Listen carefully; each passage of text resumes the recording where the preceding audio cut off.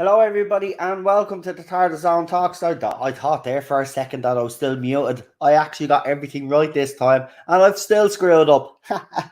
How he is anyway? I hope you are all doing well. So, as you all know, Doctor Who magazine, I don't think it's due out yet.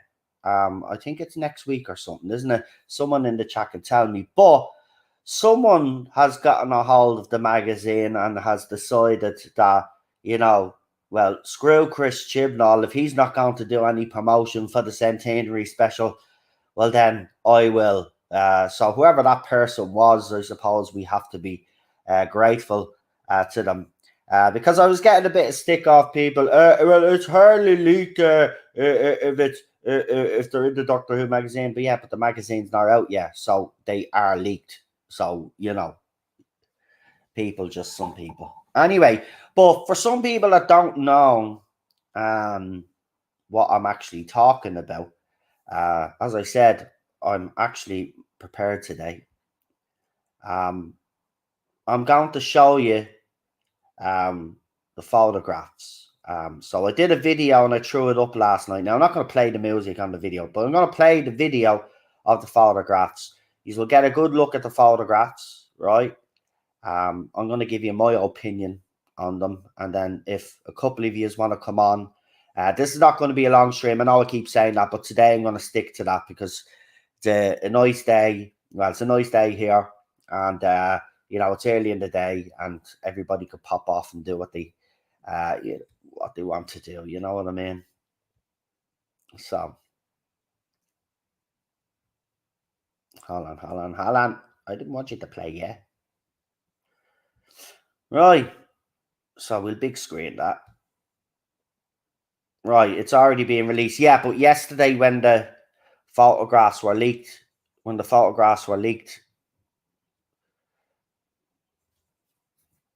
obviously it wasn't released then, was it? Because why is everybody saying it was leaked online then if it wasn't leaked? I don't know. Anyway, it doesn't matter. Photographs were put online anyway, so someone put all the photographs of the images online. So we'll play this video anyway. As I said, you'll see a couple of the photographs that were put up on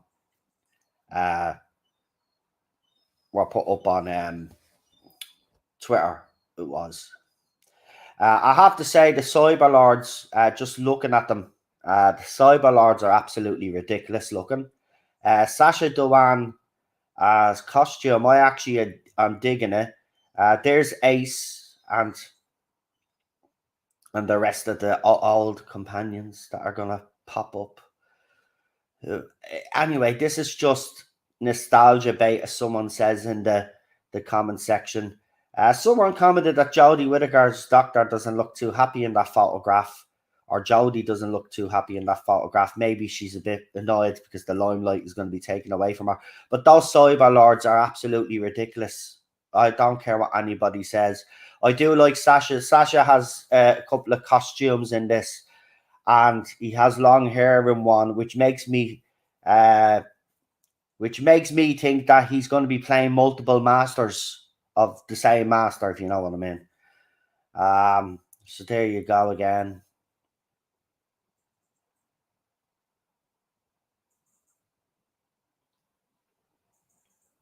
Cyberlords. Jesus Christ, the worst things ever. The Lone Cyberman.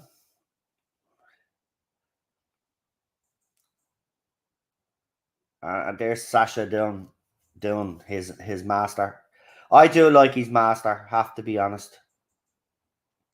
And Sasha's master there looks like Rasputin, as Lee rightly pointed out.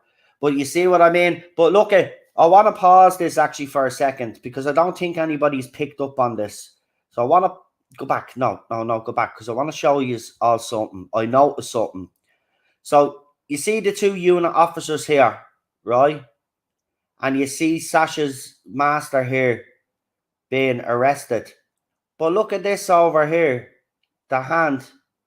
I think this is another version of the master as well. Look at the long jacket, and look at here. It looks like maybe his force cut. It's just the color of the photograph is not great. It looks like the force costume that he wore. You know, like the Joker kind of costume that we called it, which I actually like.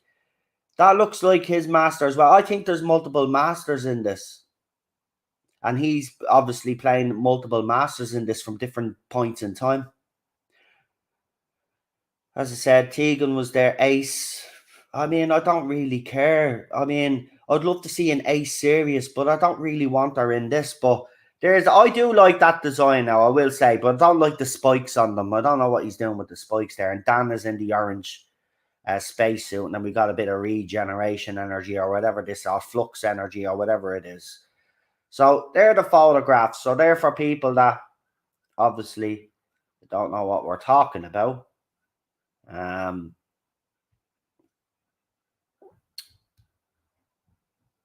So yeah, I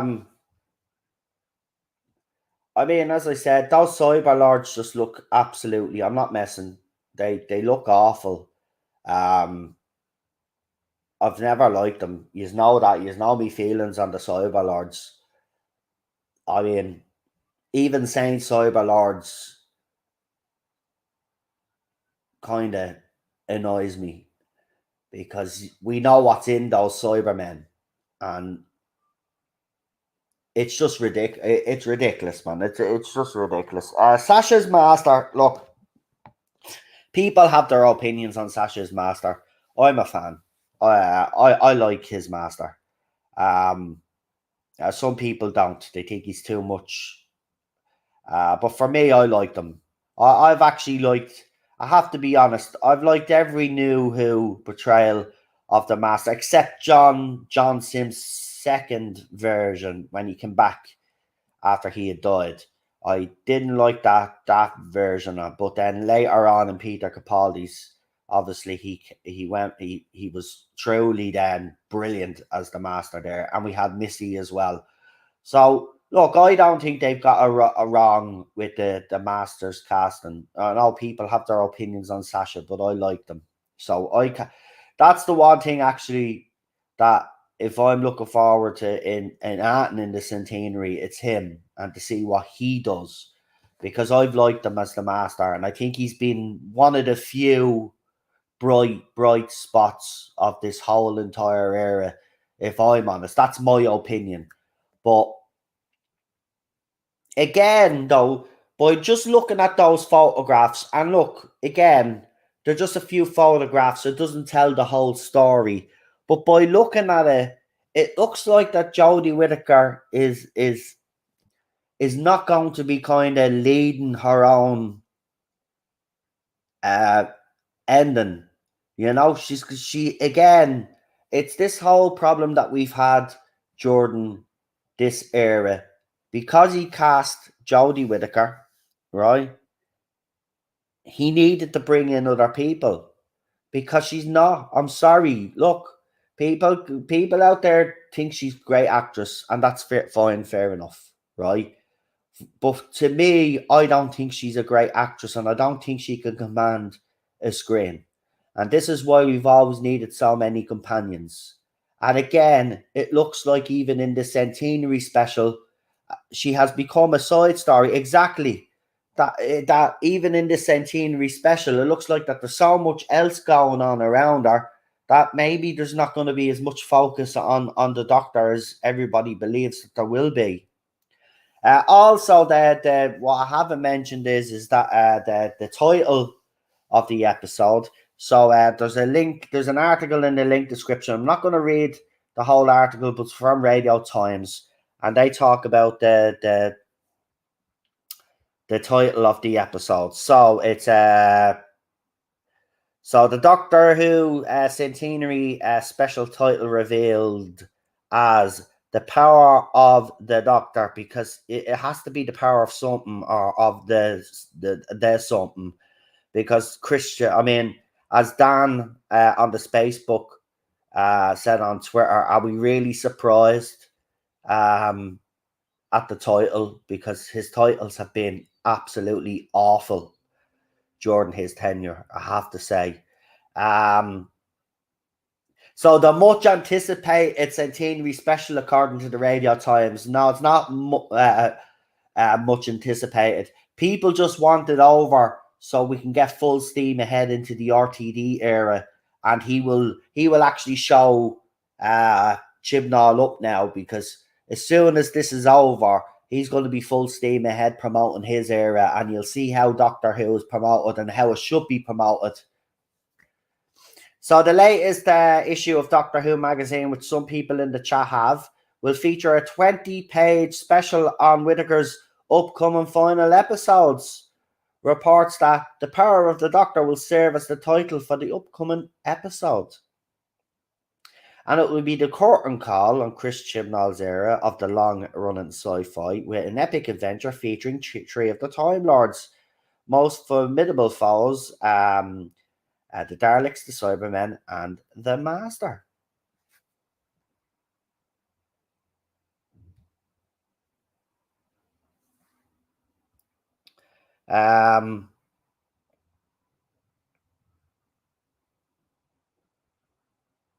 So apparently, according to Chibnall, Jodie's final feature-length story contains a plethora of treats and surprises for audiences and fans, not least the return of two of the most beloved companions in the show's history. All there is member berries. Listen, right? If he did it properly, right, just like Cobra Kai and stuff, and I know it's a different show, but if you're going to do member berries and you're going to, you know, you want to, what's my point I'm trying to make? Yeah, if you're going to do member berries, right, you've got to make sure that the writing is up to scratch. And Cobra Kai has shown us that, you know, you could bring back former cast members, and, you know, you can actually add on to their character and respect what's come before. See, this is the problem. Chibs just hasn't got it in him. He just hasn't got it in him. My only hope is this, because he's been making excuses for his era, right? And the excuses is that he had to concentrate on keeping an eye on the writers that he brought in while working on his own scripts. Well, this Centenary special, right, he should have no such problem, right? So, Chibs has been telling us that the reason why we haven't gotten Doctor Who probably better than, well, he won't admit that it wasn't better, but he did actually say, you know, that he was concentrating on other stuff. But now his focus has been on this, right? So he has no excuse now. So now, can he go out with a bang? Can he actually prove us all, well, that was the reason? And if it was the reason, right? And let's say he does do the Centenary, and the Centenary is absolutely brilliant. Let's just say, right? Because he did do Torchwood, and nobody can deny, look, he did an awful Torchwood episode. We all know that, right? But the majority of these Torchwood episodes were very good, right? If he can actually get it all together and pull off a miracle, and this Centenary goes off with a bang, right? And the era goes off with a bang, right? Then the question should be posed, and well, why did you hire the people that you hired to hamper yourself, hamper your Doctor, and hamper everybody else around, and hamper themselves, basically? For the BBC Centenary, we'll be celebrating the past, present, and future of Doctor Who in a fittingly thrilling, epic, and emotional send-off for the 13th Doctor. And that article is there, and then they then even mentioned the 60th anniversary there just quite briefly. But much anticipated No. People wanting it to be put on so we can move on from this era. Absolutely. But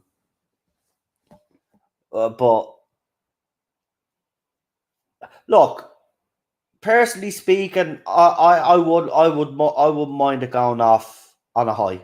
I really wouldn't. Yeah, I'd say about bleeding time, but 5 years too late. Good luck to you. Bye bye. But I just don't see it. And then those excuses that he's made, that his writers that he brought in, he had to keep an eye on them, and that kind of distracted him from his scripts. Then that's a non-argument. Then he can't use that argument, because if he can't pull off this Centenary now, because he hasn't had all those writers to concentrate on now.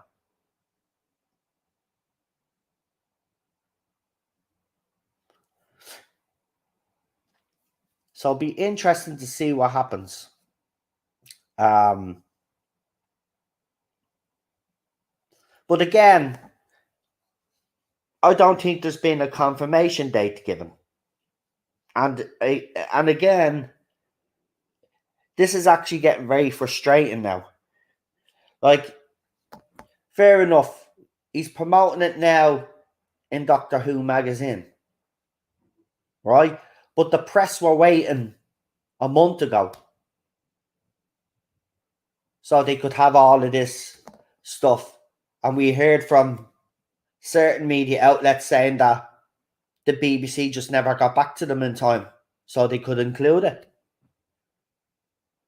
So even people are saying, I'm even seeing articles out there where Chris Chibnall can still, it was something to that effect, that Chris Chibnall can still promote this, there's still time. It's too late. Fans are doing their own promoting. I'm actually promoting it right here, talking about it right now. Right? There's other channels that are talking about it. There's other channels that are talking about those photographs. Right? Twitter accounts out there, Instagram accounts sharing all of these photographs. They're doing the promoting. They're doing the promoting. So yeah, it is. I agree. It's way too late for the BBC or Chibs now. It's way too late. Even if they dropped a proper trailer instead of that teaser that we got, because everybody was expecting another one. We've never got one. So it's too late. And even if he didn't turn up at Comic-Con, right, what he could have done was he could have got a monitor, as you do, right? Sit behind and say, hey, hi guys, Chris Chibnall here. Don't forget, we got the Doctor Who Centenary special in October, or the Centenary special in October. And here's a never seen trailer. I'll see you in October. Bye. And then release a trailer. But none of that shit happened. Wasn't Jodie Whittaker recently at a Comic-Con? Yeah? Did they show a trailer there? Because I didn't see fans sharing the trailer. Because all of those people bragging, oh, we're going to see Jodie Whittaker. Who cares? Go and see her. Yeah, great. Fantastic. But did any of them throw up a trailer? No. They just threw up the photographs with her. But no trailer.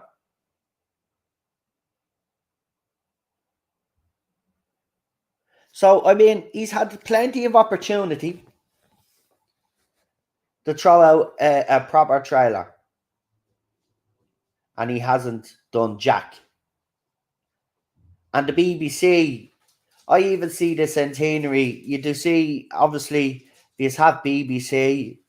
Obviously, after every show, they show what new shows are coming up, and they'll even throw up the Centenary trailer. Doctor Who is not even featured. Doctor Who is not even featured. One of its biggest franchises is not featured because it's just not liked.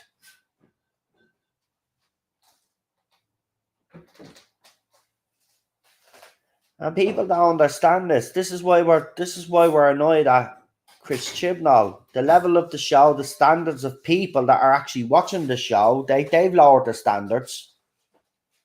You've lowered your standards. That's what you did.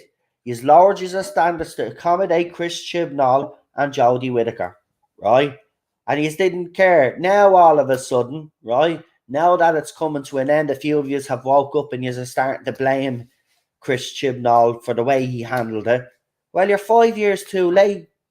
You're 5 years too late. If you actually wanted to really, if you really wanted Jodie Whittaker to succeed as the Doctor, after Series 11, all of you guys should have stood up and asked for Chris Chibnall to stand down. That's what you should have done. Because if you guys had opened your mouth, it would have been a different story. There would have been more pressure put on him. Right? So yous are responsible because we said it from day one he was going to be a train wreck. Right? And now some of yous all of a sudden, after all of this time, have opened your eyes now and you've seen what we've seen. Yeah? But it's too late. It's too late. The damage is already done. Jodie Whittaker's Doctor will be one of these doctors that it will, no matter if you bring her name up, that's it. It's just going to be, there's just going to be arguments about our Doctor for years to come. Actually, it's going to be worse than Colin Baker. Right? Yeah, he does look good now. I've even said that he's not the worst Doctor anymore. Anyway, that's what I mean. You know what I mean? That's how bad it's gotten. But you guys can't all of a sudden turn around and say, well, Chris never. It's not Jodie's fault. It's Chris' fault. But why didn't you say that at the start?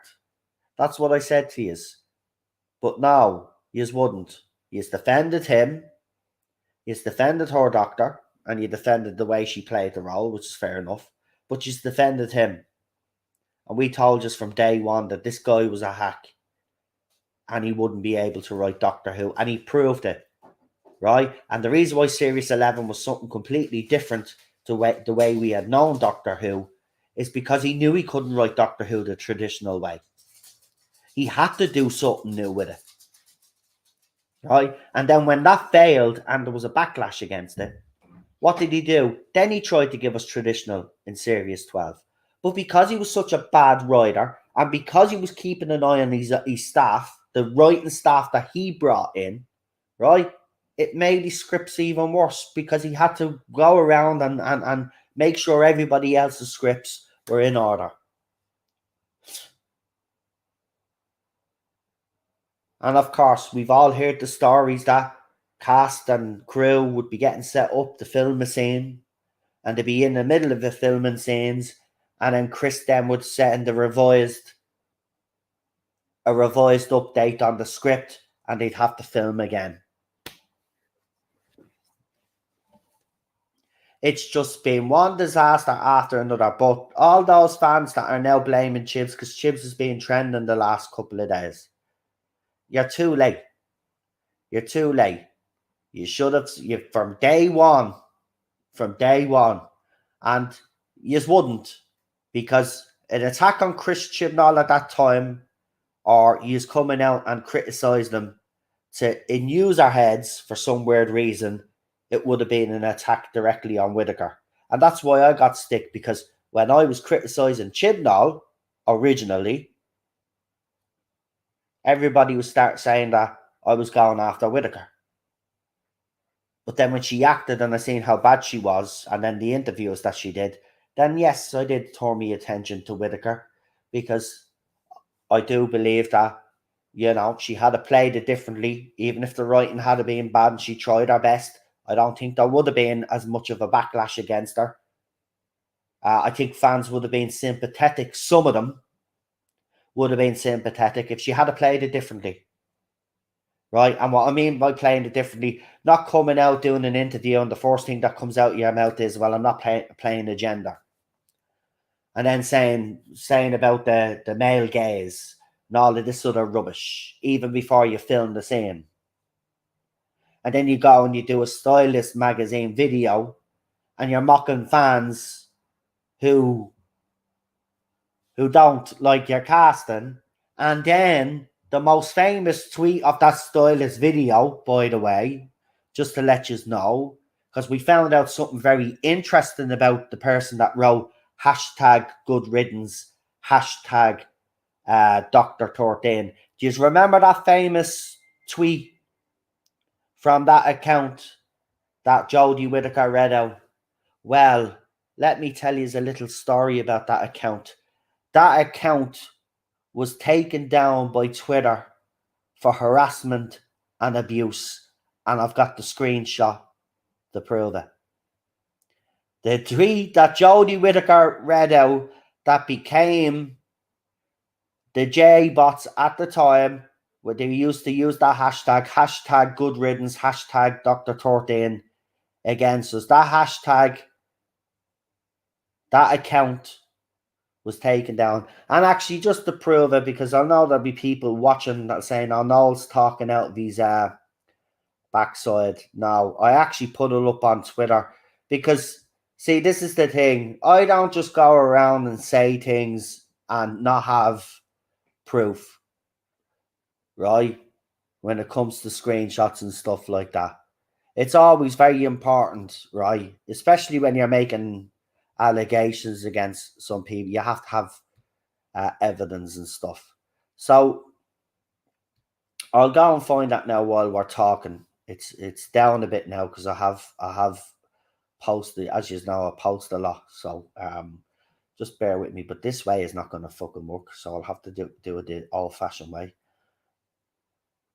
Could you stop? There we go.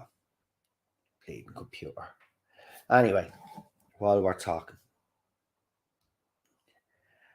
So yeah, I mean, look, it's.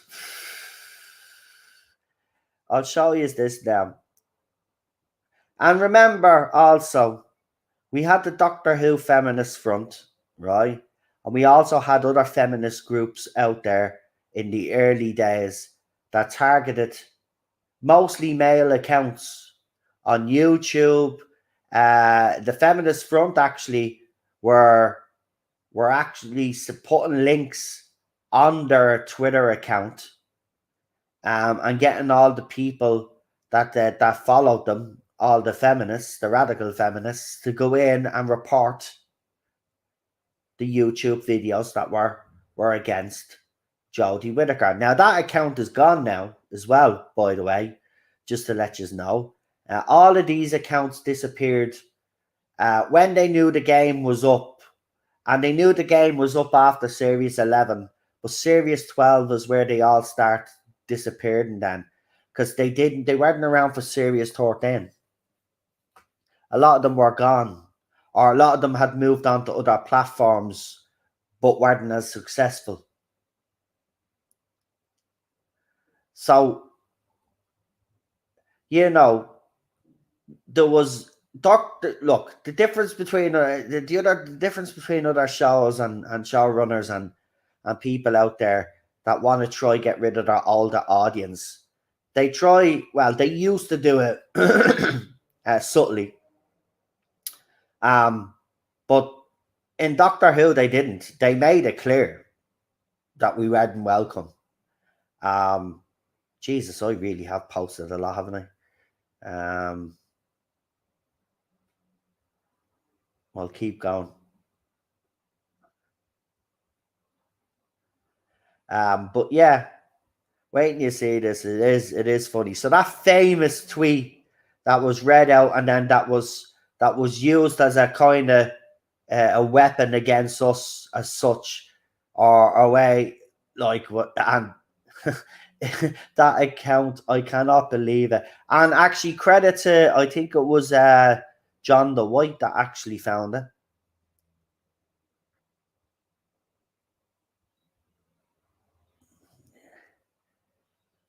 Unbelievable. Jesus is all. It's. I'll keep going. I'll keep going because I did post it a couple of days ago.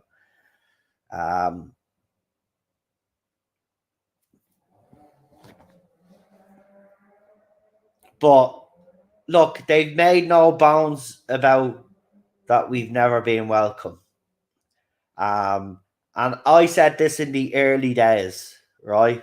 I said this in the early days. I said that what the BBC's plan was and Chris Chibnall's ultimate plan was to replace fans like us and bring in an influx. They thought by casting a female doctor, they would get this influx of new fans and stands. That's what they were counting on. But unfortunately, what happened was not enough of them came in to watch because, unfortunately for them and the people that wanted to support it, the writing was crap. And ultimately, that's what sunk it. Chris Chibnall just wasn't up to the job, right? This probably would have worked if you hadn't had Chris Chibnall as showrunner and you hadn't had Jodie Whittaker as the doctor and you had a different woman in and a different showrunner in. Then if that was the plan and they could actually write, you could have got rid of all of the fans because they made it very clear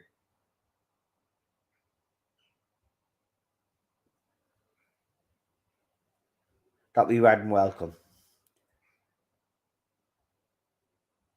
I mean, the people that kept the show going, even before I was around, the people that watched the show when I wasn't born, and then obviously, you know, in the 80s it had its troubles, and I was old enough, and I was already a fan of Doctor Who.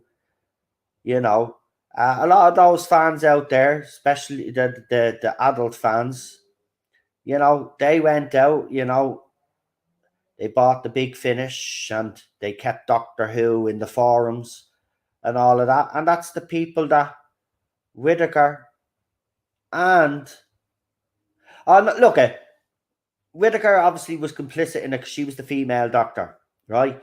Did she know of the tactics that were going on? No, I don't believe that she was probably made aware. I don't even think she's ever been made aware of just how bad her doctor has been received. Because in the early days, they were clearly lying to her because you would see the backlash online, and then basically, she'd be going and doing an interview saying how wonderful the fans were and how all the fans were 100% behind her, but that wasn't ever the case. So I do believe that she was shielded from a lot of stuff, but she's still complicit because obviously she does hear stuff because she heard about the Tasman stuff. I mean, the Tasman stuff wouldn't be happening if it wasn't for her and Mandip Gill. I just want to make that clear, by the way. Here we go. So I knew I'd find it. So I'm going to show you the screenshot of the original.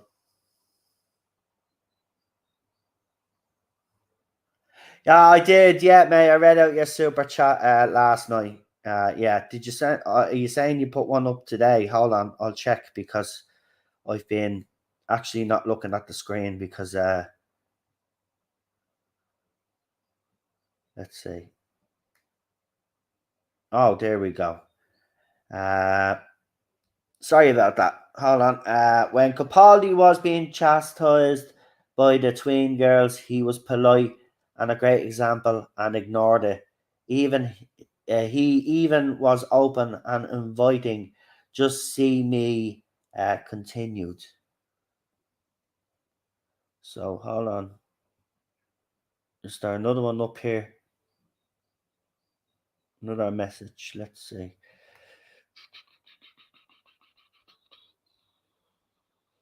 I've been looking for that. Oh, there we go. Continue. Jodie was a poor example of a role model when she hit those mean tweets. This is just an example of what is wrong with the fandom. Instead of inviting people, you shame them. Bad. Exactly. And thanks for that super chat. Sorry about that because I was looking for that tweet, so it wasn't on the screen. But I'm grateful for that, and that is absolutely spot on that point. And it's a nice little segue now to show you this. So this is the original tweet. And remember, there's someone, there's that famous screenshot of it where our face is putting on, and this is where she got the term scrunch face from. So she's got her scrunch face on there. So there's that account there, right? Now it's gone. So it's MXGRYPH Lane. Someone will be able to tell me, because people shorten words nowadays, and I'm not good at all of that shit that people, right? So we big screened it there, right? So there it is. For each, so this was the tweet. For each sexist bigot threatening not to watch, there'll be a young girl with a new hero a new hero they didn't have before. Hashtag good riddance, and then at the end it says hashtag Dr. 13, as you know. But there it is there, and there's her face as she's reading it out. You can tell she hated us at this stage. And here is the screenshot. I have to do it this way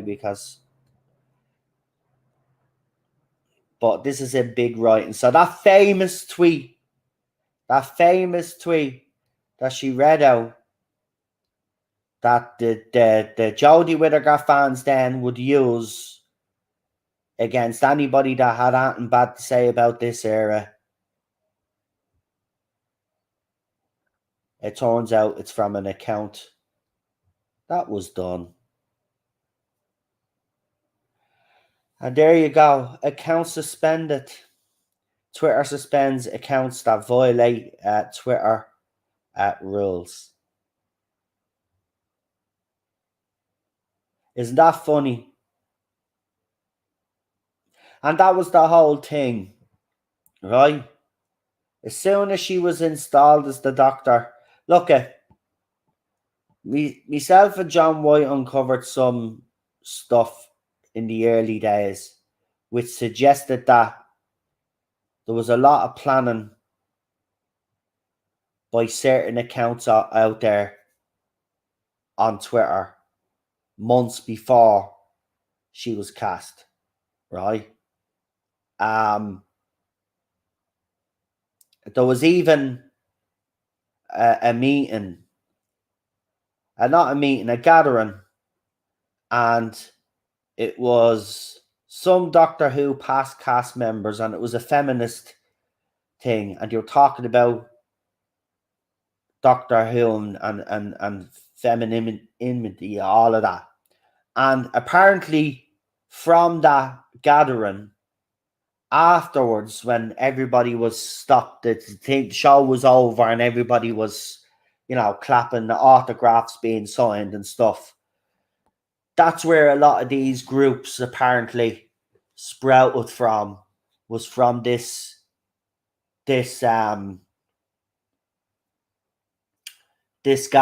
that had happened. Now, some people out there had already known that Whittaker was going to be cast, right? So I believe that there was a plan all along anyway. I've always said this, and the plan was to get, look at Doctor Who and BBC. The BBC, right, have regrets about Doctor Who. And the regrets is some of the episodes in their mind are controversial. Right? So again, like every other company out there, they overcompensate. Right? So when Chibnall goes to them and says, look, I'll take the job this time. I know I've refused you twice already, but I'll take it this time. But I'm going to cast a female doctor. And you aren't going to say that, and I'm walking away. I'm walking away. Right? And they gave in to him. But there was a plan, I'm telling you. From that moment that she was cast, behind the scenes, there was a plan.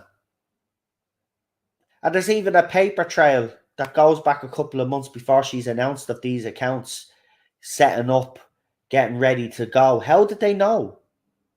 How did they know? They knew because they were in the know, some of them. And then, of course, it bred some crackpots as well that were making claims, and actually very disturbing claims, because if true, it showed that there was definitely an agenda. But one of these feminist groups was actually even claiming that they were in the writer's room and that they were actually directing Chibnall and co. on the things that they should include in the show. Now, of course, that's never been proven, and we can never prove that. But if you look at the writing, clearly, so there's something going on there. But there was lots of stuff going on in the early days, and a lot of people have forgotten all this. It's nice to actually bring all this back up again, because there was a plan. There was a plan, but it backfired on them.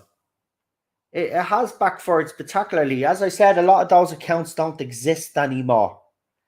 But that one there, and I think that's again, here's the question I would ask. So that account was suspended for violating the Twitter rules, yeah? Did someone at the BBC or her people or whoever her PR team were, did they not look into these people that she was reading tweets out? Because I wouldn't be surprised, because I haven't checked myself, but I wouldn't be surprised if there's a few more accounts that were featured in that stylist video haven't been taken down also. I wouldn't be surprised.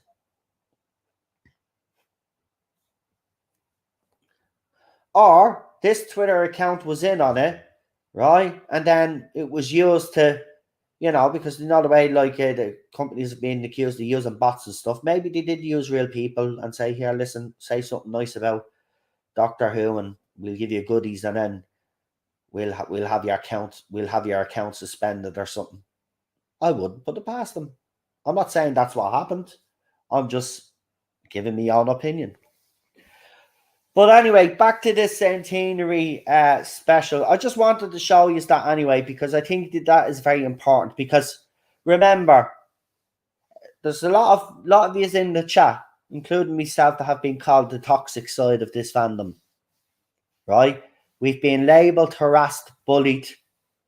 Right? Our friends, our family members, the whole lot. Right? And I've showed you there. Just buy that once, because that's the most famous tweet of that stylist video, right? That was the tweet that was getting quoted the most by all of these fans out there. And that account was taken down because it violated the Twitter rules.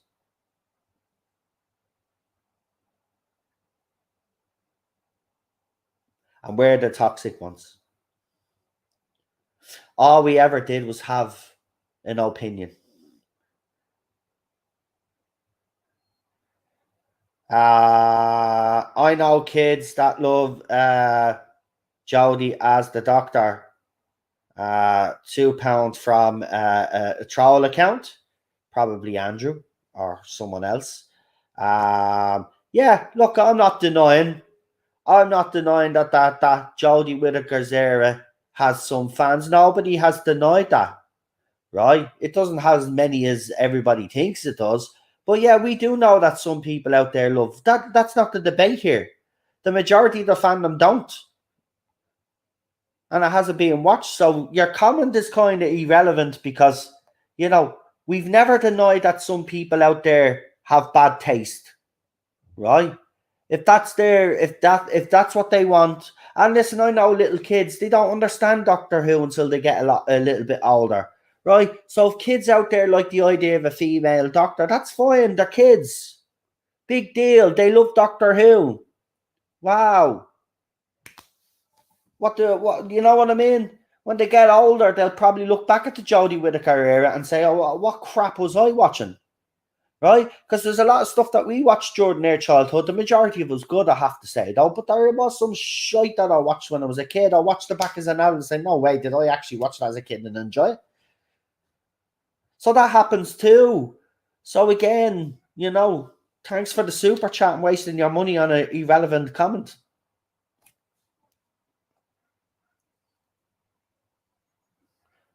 No, there's some genuine. You can't. No, there is some genuine fans. I'm not going to agree with that comment there. Um, she does have some genuine fans. She does. She just doesn't have as many as everybody thinks.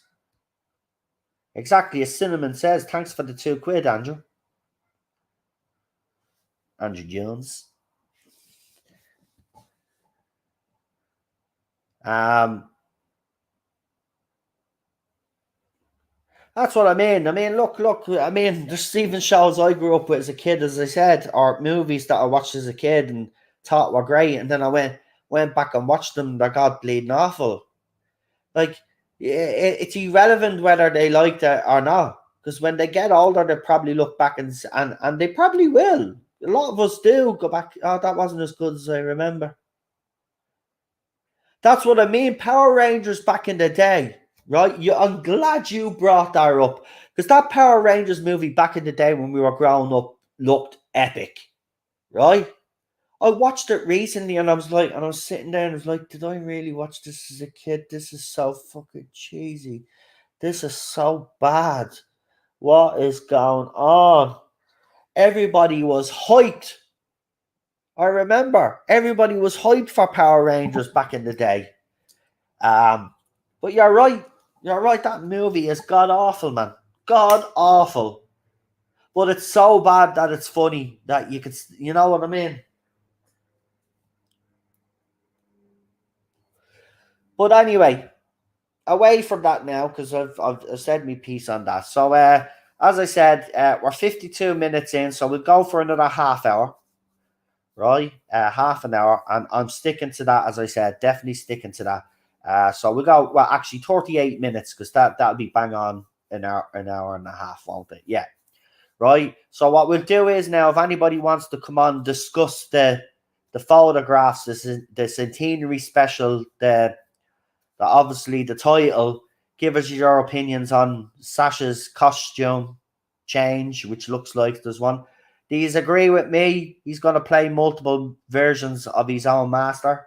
Um, Obviously, the Cyber Lords. You've seen the pictures of the Cyber Lords, and Tegan and Ace. Tegan it was never really a favorite companion of mine. So, like, but if you want to give your opinions on it, I do love Ace, but I think I would have preferred her to get her own little mini series. And you know what? She might even get one, even if this is a wrote off final swan song for Whitaker. Um,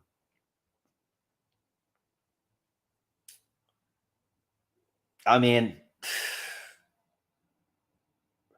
why are they still talking about the Timeless Child? Because the Timeless Child is not. I don't think the Timeless Child's going anywhere. But look, the Master coming back, as I said, I think I said behind the scenes, the Master coming back gives me a little bit of optimism, because he could still tell the Doctor that he lied. And we still have the fob watch as well. So, and it's an hour and a half, remember, so a lot can happen in an hour and a half, but now Chris Chibnall, it'll just drag for an hour, and then the last 30 minutes it'll be frantic to get all the pieces of the jigsaw together, and he'll fail again. He'll fail again. I hope he doesn't. I hope he doesn't, because I would like to see this go out on a high. Just for once, just go out on a bleeding high. Then we can be extra optimistic about. We're already optimistic about the RTD era, but at least we'll have a spring in air step. It'd be nice. It would be nice. But it's a pipe fucking dream, lads. It's a pipe dream. I just want to make it clear, it's a pipe bleeding dream. We never get what we want. It's a pipe dream. I met Jana earlier this year. She's a lovely woman. Yeah, I say she's lovely. But I just don't like her character. Will we see Shooty? Probably not. I doubt that very much if it's going to be David Tennant. I think she's going to regenerate into David Tennant. I'd be very like, I don't know how you could explain her from her regenerating into Shooty and then somehow David Tennant then pops. I don't know. I think everybody is pretty much certain that she's going to regenerate into Tennant, which is another sad indictment of her reign as the Doctor. You get rid of the worst Doctor and bring back the most popular Doctor in New Who. It's a bit of a slap in the face, if you ask me. It's not really showing a lot of confidence, is it? And I think it is unfair on her, to be quite honest, to do it that way and bring David Tennant back. But look, you reap what you sow. If you're going to read out tweets by people in the fandom that are being suspended for violating Twitter rules, well, then it's exactly what you deserve, you know? Anyway, as I said, if anybody wants to come on for a few minutes, as I said, we are finishing up. It's 56 minutes now. We're finishing up in a half an hour, 34 minutes.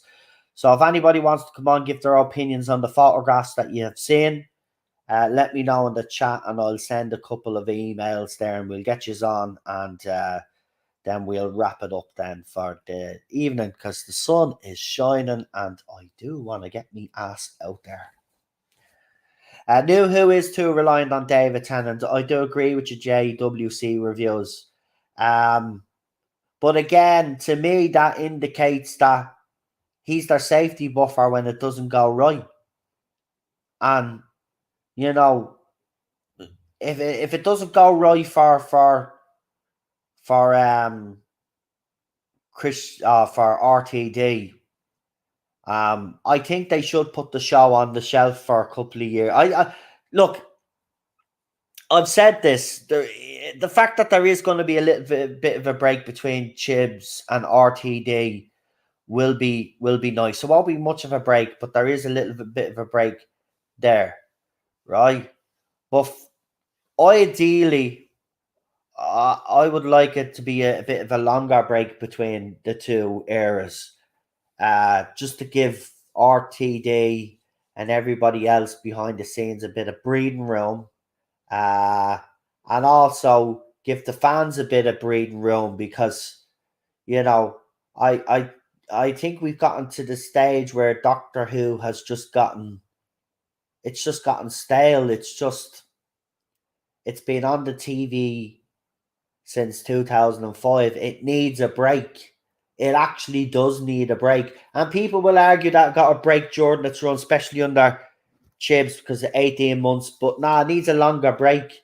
To me personally, I think if you took this show off the air for 5 years and you brought it back in a blaze of glory, you could bring it back in a blaze of glory. I think fans are burnt out. I think it's like the Marvel Universe. The Marvel Universe is burning out, right? And they don't they obviously do realize it's burning out, or they just don't care, right? Because look at the crap that they're producing now, right? And same with Doctor Who. Doctor Who is burnt out. It needs a break. But I think I seen someone said they wanted me to send them an email. I think that was Lee, which would be nice to get him on. We haven't had him on in a while. So let's see. Was it Lee that said send an email?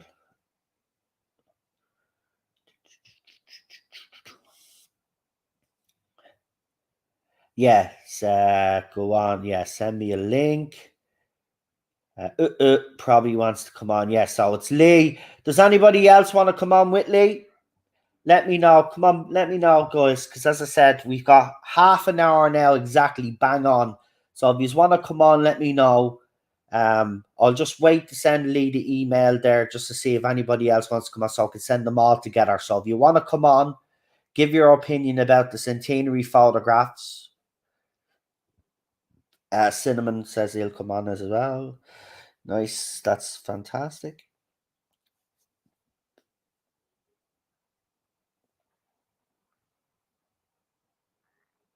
Right, well, two of them. Okay. If anybody else in the meantime does, just let me know. As I said, we got half an hour left. And I'm leaving bang on. So the guests that come on, get our opinions across as um as as fluently as you can, and you know, try not to dwell on stuff like I do. You know, I'm god awful at it, but some of you are better at it than I am. So yeah.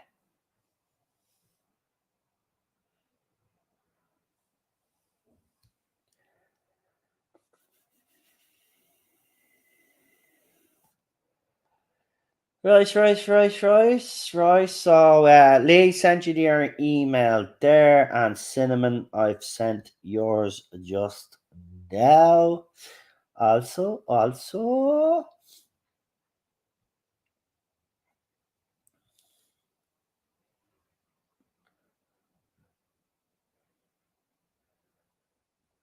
and the lady, she said I'd come on, but lunch isn't for another hour.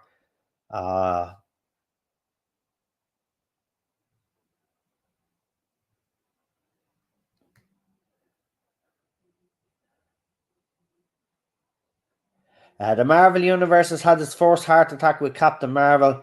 It's the second. Second one came with Endgame. Everything else has been its death throes. Oh, it's been awful, mate. Well, actually, there's a few things I have liked. I'm not going to lie, but the majority of it has been rubbish. I'm not going to sit here and say that everything that they've done is awful. And I know a lot of people have that opinion, but I don't. And you know, I did like WandaVision, and I did like Loki. So anyway, that's for another conversation. I got a bit of stick for that one. I've noticed since I've announced that Lee is coming on, that the fucking viewership has just jumped right up. Ew. Anyway, don't forget we got those special emojis. Don't be shy and get using those emojis. Anyway, let's bring on our two guests. And we haven't had this particular guest on. Actually, we haven't had both of them on in a long time. So we'll start with someone I was actually having a bit of a conversation with last night, and then I fell asleep on the bleeding sofa watching Lost Horizon. Cinnamon Toast Crunch. Can't believe you fell asleep. Oh, it happens though. It was like, what was it, 3, 4 o'clock in the morning or something? So it was. No excuses. No excuses. Okay, no, I'm old. That's my excuse. Anyway, let's bring on someone who's even older than me and can be a bit of a drama queen. Yeah, it's the one and only, the rant master himself, Problem Being. Why, hello! What a wonderful introduction that was. Thank you. No problem. The power of the being. Sorry, I should have used your title. Quite right. Yeah. I should change my name to something witty. Yeah, cinnamon toast. Oh, cinnamon toast cakes now. No, I don't like it.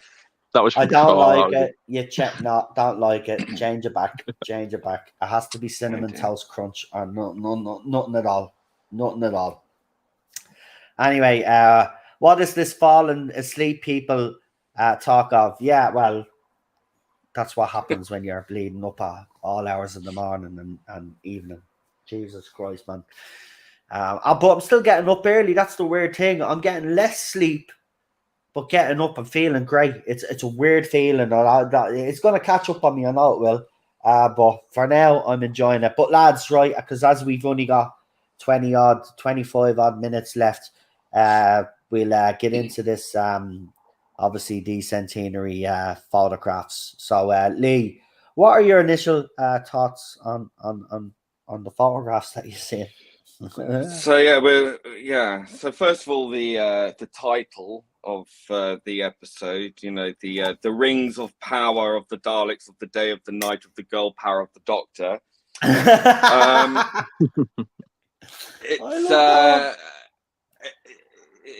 It's so derivative, isn't it? It's, oh, what else can I rip off from the past? I know, I'll take a bit of the power of the Daleks. I'll take a bit of the Day of the Doctor, the Night of the Doctor, the Fall of the Doctor. Yeah. I've got that By one. the way, I forgot to mention real quickly, right? Real quickly. Do you remember that episode of Sherlock, the second season, the Rack and Back Fall, right?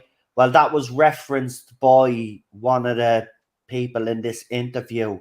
So I think we're gonna get the Doctor's gonna probably regenerate at the start, or he's gonna show different scenarios like what Moffat did.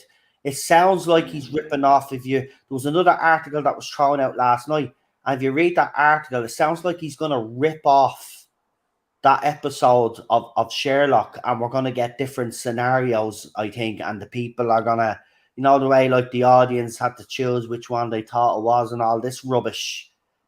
Probably, I wouldn't be surprised. I think what there's multiple masters, I think, going to be in it, so I think it would make sense. But go on anyway, Lee. Go on. Yeah, well, I'll be surprised at this point. Plagiarism is the stock trade of the Chibnall era. Yeah, exactly. It's nothing. Look, you talked earlier about the lack of trailer, the lack of marketing promotion for this. Yeah, I've been really grateful for that, actually, because it's managed to put it out of my mind for much longer, and I'm just so much happier not giving a shit. It's just been wonderful. Nice and quiet, no drama. Just a few people whinging about. I get your point. Yeah, it's heartening to see that people are finally criticizing, the once untouchable great Chibnall. Where the hell have you been? Yeah, but it's too late. It's again, and you'd agree with me, Lee. It's way too late. Like if they hadn't done it after Series 11, all that energy wasted on attacking us when they really should have been focusing their attention on protecting their Doctor from this from a bad showrunner and a bad writing team. That's what they should have done, but they didn't want to because they couldn't be seen to be siding with people that they had labelled and the media had labelled sexist, bigots, and toxic. So they kind of reap what they sow. I do have sympathy for the genuine Jodie Whittaker fans, the ones that never engaged in any of that only watched the show, never got involved in any of that. Now it's them that I actually do feel sorry for because they've been loyal to the show. And what has he given them, Lee? He's given them nothing. Someone has actually went out personally. Yeah, you don't care, but those fans are, and there's not many of them, but those fans, I do feel sorry for. I don't feel sorry for anybody, particularly on that side of the front, because no one felt fucking sorry for us. So I don't give a shit. I do not give a shit. The amount of crap that we've had to put up with for the last few years, I really don't care at this point. Any attempts that I made many times to try and bridge over with the other side to try and claw back some sense of community or fandom, just trying to understand that we're never going to agree, but we can agree to disagree. Nothing amounted to anything. So at this point it was just facetiousness on their part. Don't care. Anyway, that aside, I think as well the title, power. It seems to be the very thing that they're obsessed with. The rings of power, girl power. All this kind of it's rest in power. We've had all this word bandied around, and it just seems quite obtuse. The fact that they choose to use that word, especially to describe the weakest Doctor of all time. It really does seem quite a lot of projection going on. Do you think she's going to be upstaged? Do you think she's going to be upstaged by Tegan and Ace? She's always been upstaged, even by the companions. She seems to be like a passenger in her own story. I've always said really that her Doctor is more like a plot device, especially during Flux. She was more like a plot device than an actual character. She's had no development over the last 3 seasons whatsoever. She's been exactly the same as when she landed in that train somehow without being turned to a Jodie Curry, and she's not changed in the slightest. She's one note, really. So it's not really that difficult to upstage her, and of course, Ace is a very much loved. I think Ace is genuinely probably not one of the most popular from the classic era for classic fans, but I think a lot of new Who fans who watch the she's classic very era popular liked with her them. much. Yeah, she's very popular with them. Yeah, and I think she's someone that they're going to look forward to. We all know. I mean, we all know that they turn up not just for the money, even though I'm sure they greatly appreciate it, but because they were on board with the sort of neo-feminist front. Oh no, they were at that meeting that I was speaking about, that gathering that I was speaking about. Those two were at this meeting, Tegan and Sophie and whatever. And they're all there. Yaz prominent. In that one photo, it's Yaz and Ace and Tegan and did you notice that all the unit guards were female as well in the photograph? If you actually look at that photograph carefully, all of the unit guards were female. Of course. Are they black as well? That doesn't bother me though, because Una has always that's not even an issue. I don't even know why people bring that up. That's not an issue. But I mean, we had your one in the episode, the Planet of the Dead. Nobody was giving it. Bring back Brigadier Bambera. She was great. That's her, isn't it? Yeah. Yeah, she was great. So I mean, look, that's not. We also have as Jack would call it, Kate, do you know who my father was? Lethbridge Stewart. I don't know why she gets stick. I actually like Kate. She's being so misused. Boring. She's being misused, man. Especially. No. She's just like. Ever since her introduction, I've never really. You've never really warmed to her, have you? You've never really actually warmed to her. Boring. Like have a Brigadier Lethbridge Stewart, bless him, a wonderful, charismatic character, and she's just not got any charisma at all. She's just like she's there. It's again quite one note. I mean, she has her moments. I'm not going to rag on her too much because she doesn't really sort of sit on my radar screen very long, to be honest.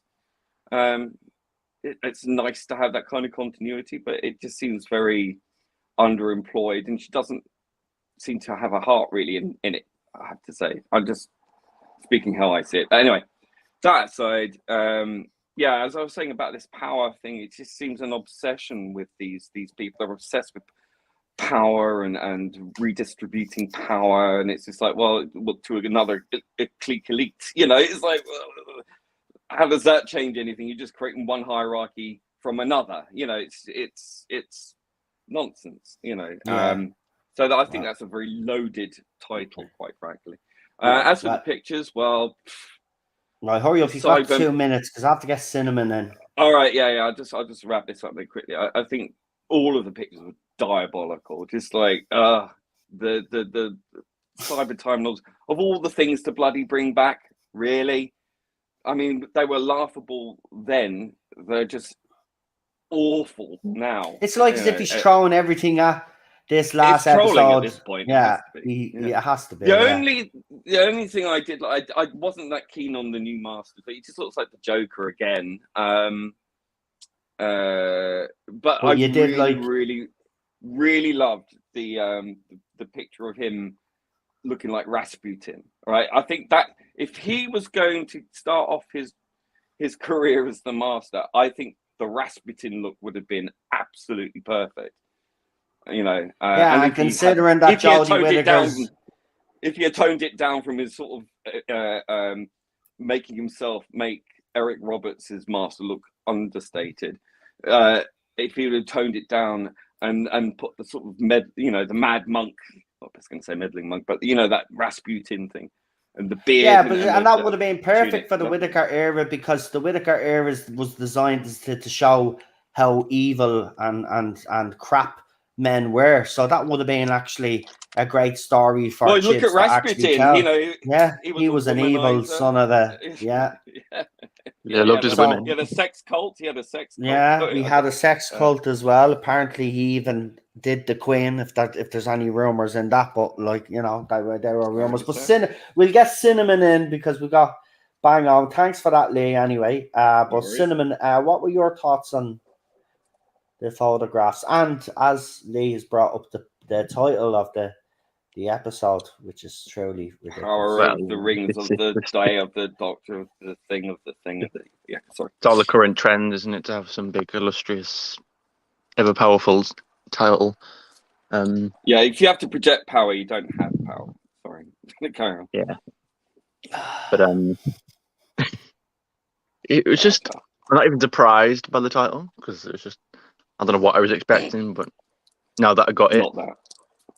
now that we know what the title is, that just doesn't surprise me. But the pictures, I got my copy of the magazine about a day or two ago, and they don't look exciting. The Master with his new costume and his new look. I don't really personally like it. I wish he kept the beard. It looks a bit weird without it. They're not sitting around a table this time, so that's an advance. Yeah.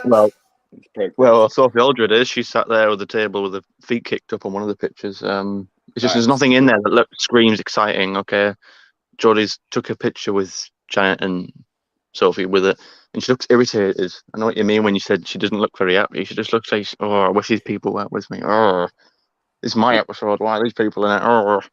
Well, Peter Capaldi got screwed over, love. So now you're getting screwed over. Suck it up. But yeah, I mean, look, as bad as The Fugitive Doctor was, and everyone will agree with that, the 5 minutes that she was in that episode, she was already better than Jodie. What does that say about her? And even when Stephen Fry confused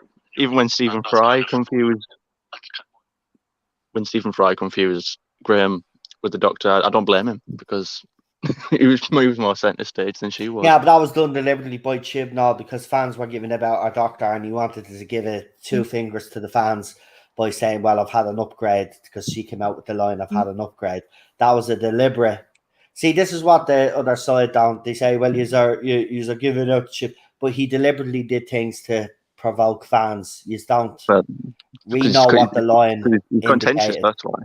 Yeah, he's contentious. He does everything for a reaction. And he's a rip-off merchant. I'm surprised no one's done him for copyright with all these ideas. He's practically ripped off everybody else because it's to be creative, you need a mind. You need to have an imagination. So coming up with your own stuff, that's too difficult. It's too hard to do. Because bless him, he's got all those other writers to look after. He can't write his own stuff. He got to worry about everybody else. Russell didn't have an issue with it. Writers in inverted commas. Well, that's what you do when you bring bleeding writers from Hollyoaks and soap bleeding operas to Doctor Who. You can't playwrights. Yeah, you can't do that. Go ahead, Cinnamon. You don't even have to look that hard into it. I mean, look at what was Rosa written by? I don't know who's written the episode Rosa, but she was some woman who was in that ilk. She was some woman who was probably some apparent quote unquote expert in Black history or something. It wasn't a sci-fi writer. She was probably an activist writer, but that's not Doctor Who writer. None of them were. Okay, what was it?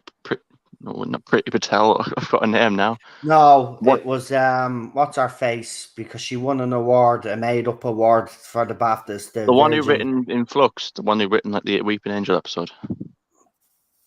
Can't quite remember her name, but she was probably the most. That begins with an A, doesn't it? Her name was hold on, Rosa. I'm just gonna Rosa Doctor Who. Hold on. We'll find out.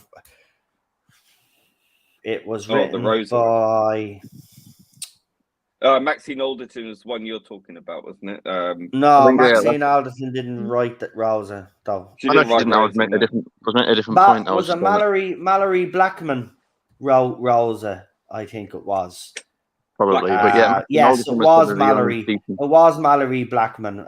Mallory Blackman is misrepresented the topic that topic because I think she's English anyway, and she happens to be a black woman, but she's not African American, and she wouldn't have the same experiences as people in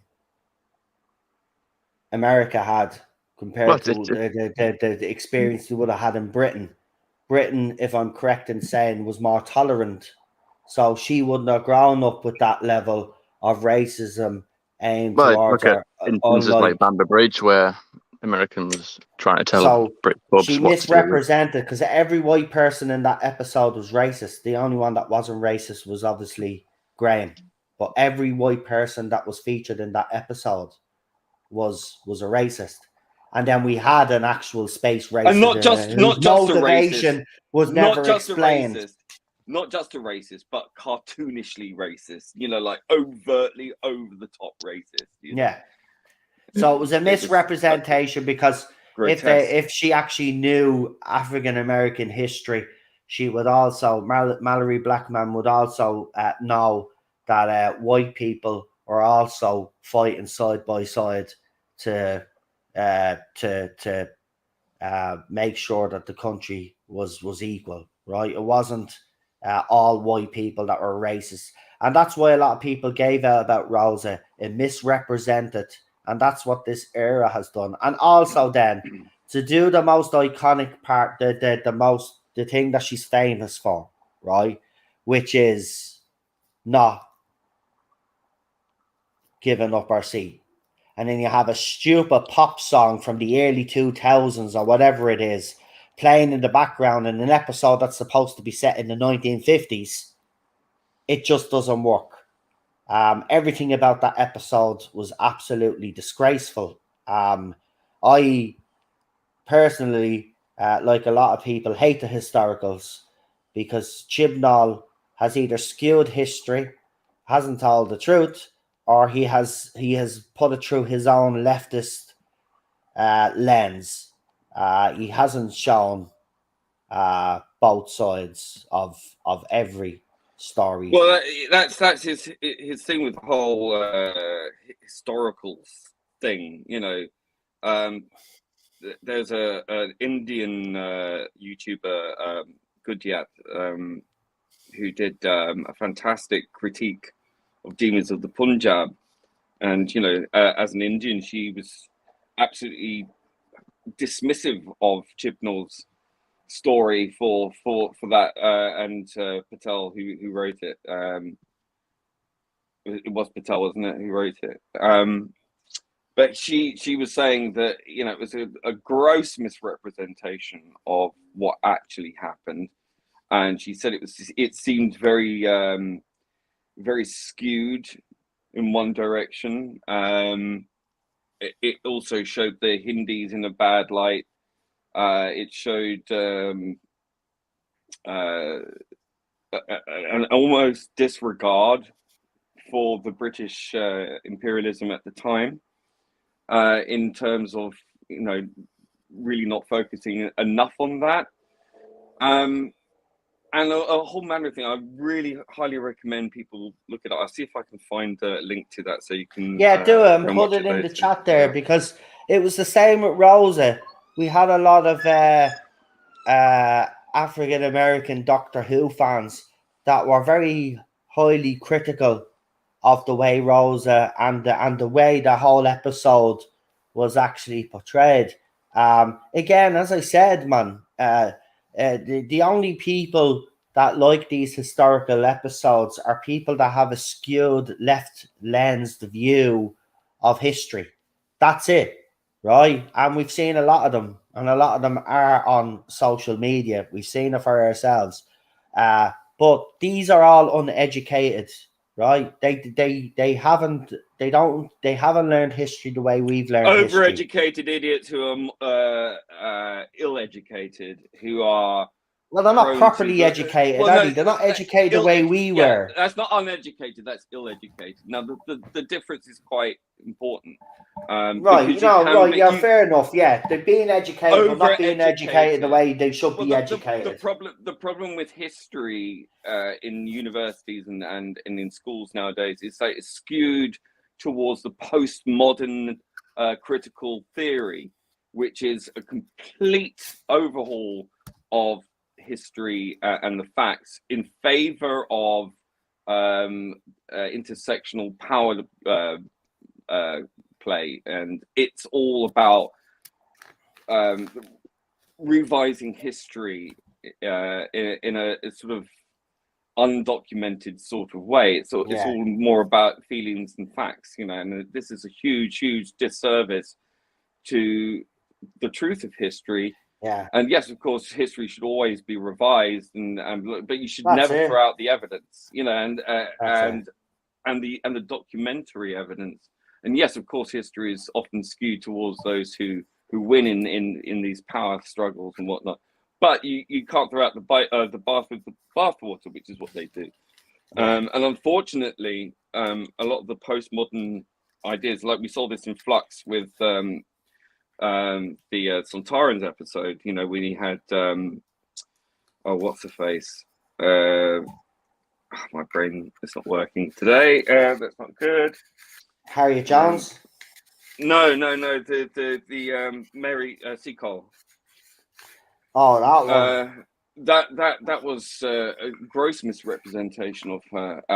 She was a very virulent supporter of the British Empire. She didn't have a hospital. It was a hotel. She did sell remedies to soldiers, but she didn't go there and give bandages and things. She sold, you know, like little things she made up, you know, like medicines that she'd made up herself. She was also a very successful capitalist. She made a lot of money in the gold mining, and she was also quite virulently racist towards her own race.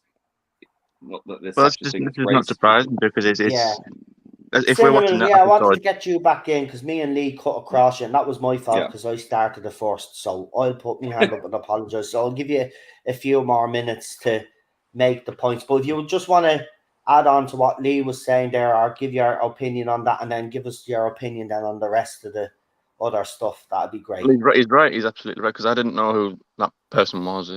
I mean, there was a lot of storm about that because everyone was like, "Oh, well, she's a woman from history and she's forgotten about." So I did, after I watched that episode, I did have a look. Yeah, but they're relying on people to be ignorant, you know. And it's like, I was like, obviously, during the episode, obviously, I didn't think much of it. I just had to make one correction. Vidyut Gore is the YouTuber, and I'm going to put the link into her Indian criticism of the demons of the Punjab. I'll put that in the channel. Carry on. Sorry, that's the last time I'm going to interrupt. But yeah, obviously during watching, obviously I didn't bat an eyelid, but afterwards, after searching it up and having a look for myself, when I found all that out, I was like, well, I'm not surprised. I can't have Chibnall writing an episode showing support for British Empire, or even showing that she was a supporter of it. I suppose, I mean, from what my understanding is that from the Indians, they wanted us gone anyway, so then we left, and then Indians and the Pakistanis was bloodshed, so they didn't want us there, but then they complained that when we left. But but it's just strange, because it's like, well, it doesn't surprise me that Chibnall would never write anything to show history as it is. You know, it's all got to be skewed towards the current narrative of what history is like. So even everything with the Queen, she's a colonizer, even though during her reign she decolonized actually, and give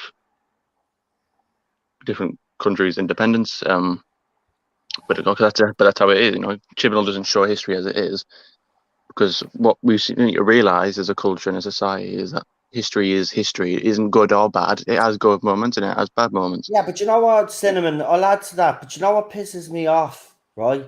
Is that historians are supposed to be the ones that revise history. But we've got these TV shows that are actually doing it, and then it's like as if the historians just go along with it.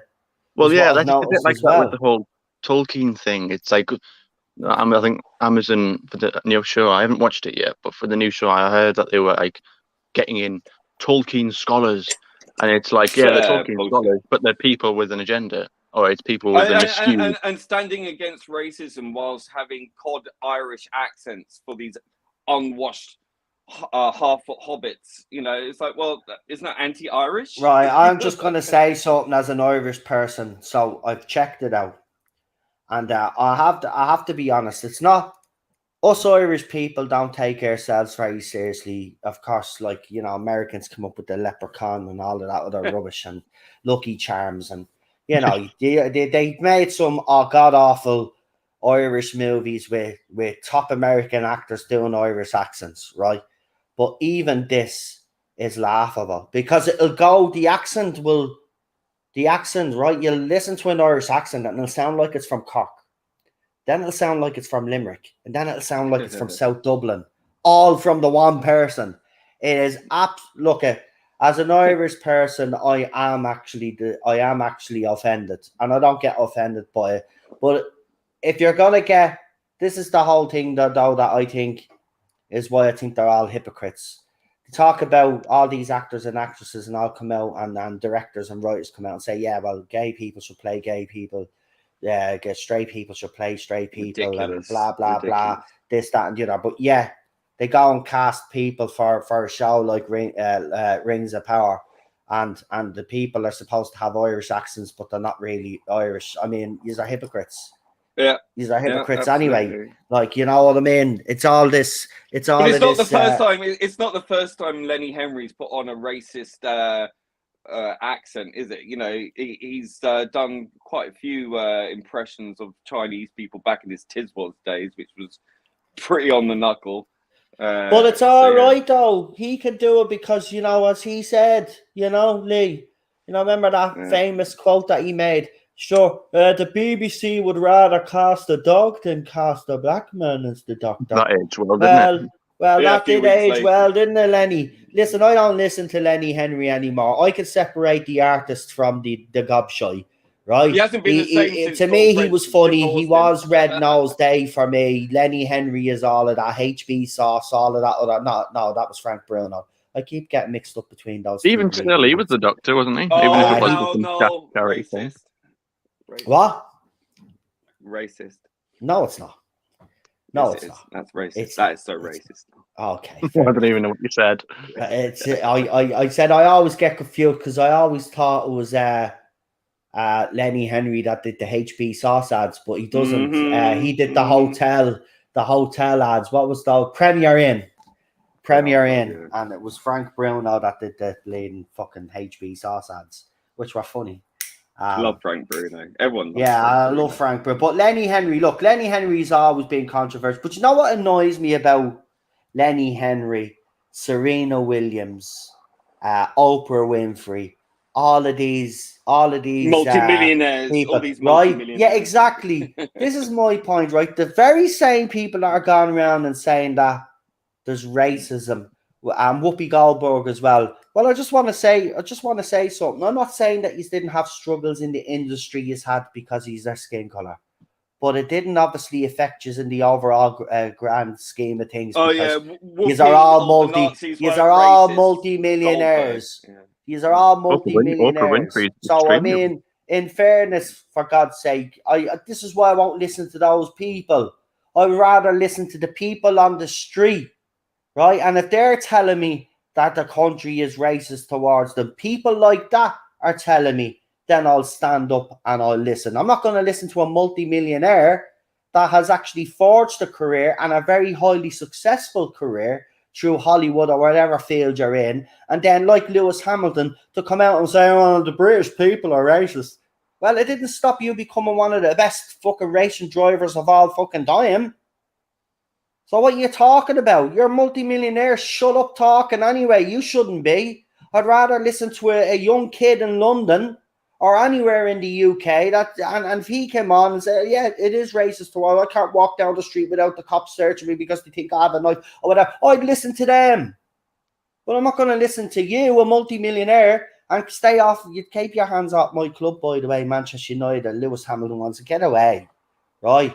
You'll have all of our players bleeding, coming out with the bleeding, all sorts of rubbish on their jerseys. Get the bleeding boat. Stick with your bleeding motorsport, and you're a race car driver, not a fucking activist. Well, it's a bit like that James O'Brien from LBC. He was a bit the same. He was all he does is sit there on his backside talking for a couple of hours, and he said that was harder than manual labour. Yeah. Oh, And God, he that worked really in a riled me. construction site in 1986 for 2 weeks or something like that. And even his own producer was like, "Oh, you're a bit off the mark there." I thought, Champagne socialist, as usual. I just yeah, don't. That's why you I try won't doing listen. a 12-hour night shift in a hospital as a healthcare assistant. Yeah, you try doing that. That's what I mean. They talk rubbish, these people. Elitism. Right? I'm not saying, again, I want to make very clear, I'm not saying at the start of their careers they probably did face a bit of prejudice because, you know, back in the day there was a fair bit. Nobody's denying that.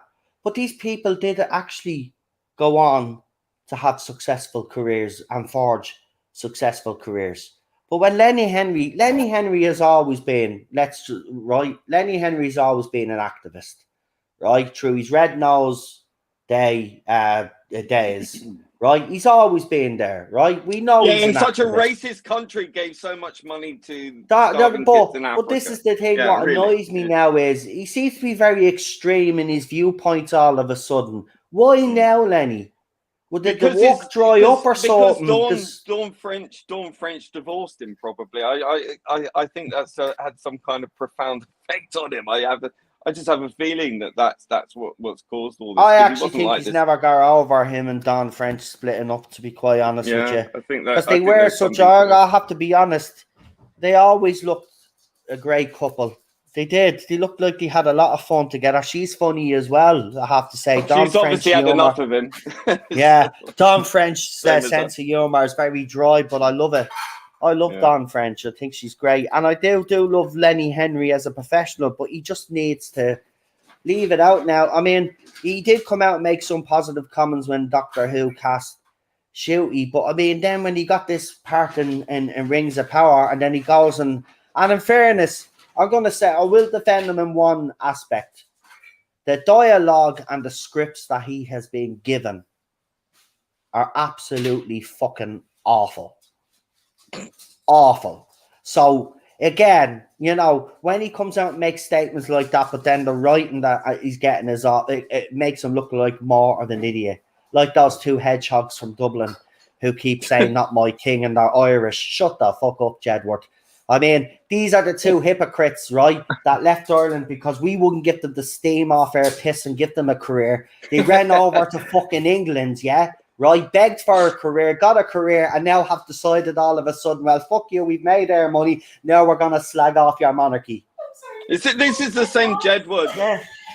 This is the same Jedward that when they did their first video or something, that I think I remember this. Like they were dressed in these like really weird tight shorts tonight, and their balls kept falling out. Like I haven't managed. I mean, like, did no one tell these idiots? You know, and they really made. Well, by the way, I just want to say to you Brits out there, right? Because we're getting a lot of stick because of them. But I just want to point out that we were the ones that were sensible enough not to put them on TV. But they went to England and yous did. So like Bob Geldof, unfortunately, you fuckers are responsible. So we're washing our hands of those two hedgehogs. Right? Yeah, well, to be fair, we did give the world James Corden, so yeah. As well, yeah, I suppose you are like America. You're just as bad as America, man. You introduce these people to the world that shouldn't even be famous, and then they become twats in the end. Well, they've always been twats. Let's be honest. But look, their tweets, right? Their tweets. Look, I said this, and I don't want to harp on about the Queen too much, right? Because you know it is a sad moment for everybody. But I just want to say something. What I've noticed from my country and the UK, the majority of people have been respectful, right? But the people that have been disrespectful, right, to me, that we've seen, right? We've obviously seen some in the Doctor Who fandom that have been going around calling people white supremacists. They've shown their true colours. You know who I'm talking about. We're not mentioning names, right? But I've noticed that most of the people that are having a problem with the Queen, the monarchy, and are having their protests and whatever, seem to be a lot of the younger generation and a lot of these elitist fucking idiots, right? They're the ones that are complaining. Now, the majority the one thing that I hated through this whole week was the misrepresentation of my country by Americans, mostly, right? Saying that the Irish will be jumping for joy because the Queen has passed away. Well, I can tell you, I've seen a few people on Twitter I saying, can I tell bet you Melbourne now, is a bit happy about that. there was a small minority. We're not going to disagree with that. You've probably seen the online post at a football match where they were singing Lizzie in a Box, which was absolutely disgraceful. But the crowd turned on them. The crowd turned on them, right? James McLean, a Derry boy, right, is getting a lot of criticism because he didn't stand with his teammates for the minute silence, but yet he bowed his head and wore a black armband. But yeah, people are still criticising him. We had Anfield the other night, Champions League match, minute silence for the Queen. The referee got 24 seconds in. He called off the minute silence for the Queen because Liverpool fans, a certain minority of them, couldn't keep their mouth shut. As I said, nobody has an issue with anybody if you have a problem with the Queen. I'm not a royalist. We have our history with Ireland. Well, But wait. what I can say is from the experiences that I've had, the Queen coming over to this country, coming over to my hometown and paying respects to her fallen of the 1916 rising was huge. The fact that she went to a state dinner and spoke Irish, she took the time to learn a bit of Irish, even if it was only a sentence or two. She made that effort. She wore emerald green, right? She was the master of her craft. Nobody will deny that. But that meant a lot to Irish people. And that was the turning point to a lot of Irish people. And this is why I've hated the misrepresentation of my country. Stop with your fucking shit, right? We don't want to go back to a time of bloodshed, right? And all you muppets that are talking about hating the Queen and hating the royal family and all this from both sides. Well, I tell you what, if it starts back up again, you feckers will be the ones that will be fighting, yeah? Because the rest of us are going to want peace, all right? So stop all of this nonsense. We got to move on from it, right? Britain and Ireland have made great strides together to become great friends, and people out there want to sabotage that now. Just fucking stop it. We've got to move on. Right, you learn from your mistakes, you learn from the past, and you move on and you make sure there's a better future for your kids, their kids, and the kids after. That's the point. Go ahead, Lee. Sorry. And that's fine. You know, you're in the middle of a flow, so I had to try and cut across you. Sometimes it's hard to judge when you reach peak. But I was just going to say to these people, like, you know, who clearly do not understand the role of the monarchy, and I would put this very simple question to them: what would you have preferred, Prime Minister Boris Johnson or President Boris Johnson? I think that's a very important question for these people. Well, exactly. President Boris Johnson, think about it. President Boris Johnson would have absolute power. He'd have nobody to answer for. But the fact that he's have a monarchy there, right, on behalf of the people, you know, the whole point of the monarchy is to absorb the powers. Exactly, and to stop the fucking exactly. That's what it's there for. It serves a fucking function, right? So I think Lee has brought up a great point, because if he has had a President Johnson, or even think about it, even worse, a President Tony Blair. Oh, crikey, help us! He would have been screwed, rightly screwed. So look. Even as I said, I'm not a royalist. I'm Irish, right? I can appreciate the effort that she made in this country, and I was respectful as far as I could be respectful. Listen, right? you don't have to be pro-royalist, right? But it doesn't cost anything to be respectful or to show a minute's violence. I would say I'm not pro-royalist. I'd also say that I'm not. You're not anti. You just don't really care, do you? Listen. You can be pro-constitutional monarchy, but against the royal family. I understand the institute. I understand the function. He's always awkward, isn't he, guys? Isn't he always awkward? Like he said, he just can't simplify. He just has. All it takes is a little bit of understanding and reading of history, and to understand the functionality of the way things operate in constitutionally. I think if people understood the British Constitution as much as the Americans understand the American Constitution, which I think is a bit harder for us because ours is not technically, well, even though I'd say technically it is written down, but it's presented as not being a written constitution. So it's always through the courts and precedents being set in order. That's the difference. Where there's if we had a list, I mean, we do have a Bill of Rights in this country from 1689, 88, 89. But it's still in law. It's not been superseded. Although there are, I find it so hilarious that people from other countries think they know our history better than we do. Yeah, that's a common thing. But it's funny because I don't think people in our country do understand our own history. I think they're just very quick to take what they've learned at school and the postmodernist anti-Western culture and just sort of gone off on a tangent, not knowing anything better, really. Well, Britain isn't like any other country. We don't have a social contract. It's all built in from.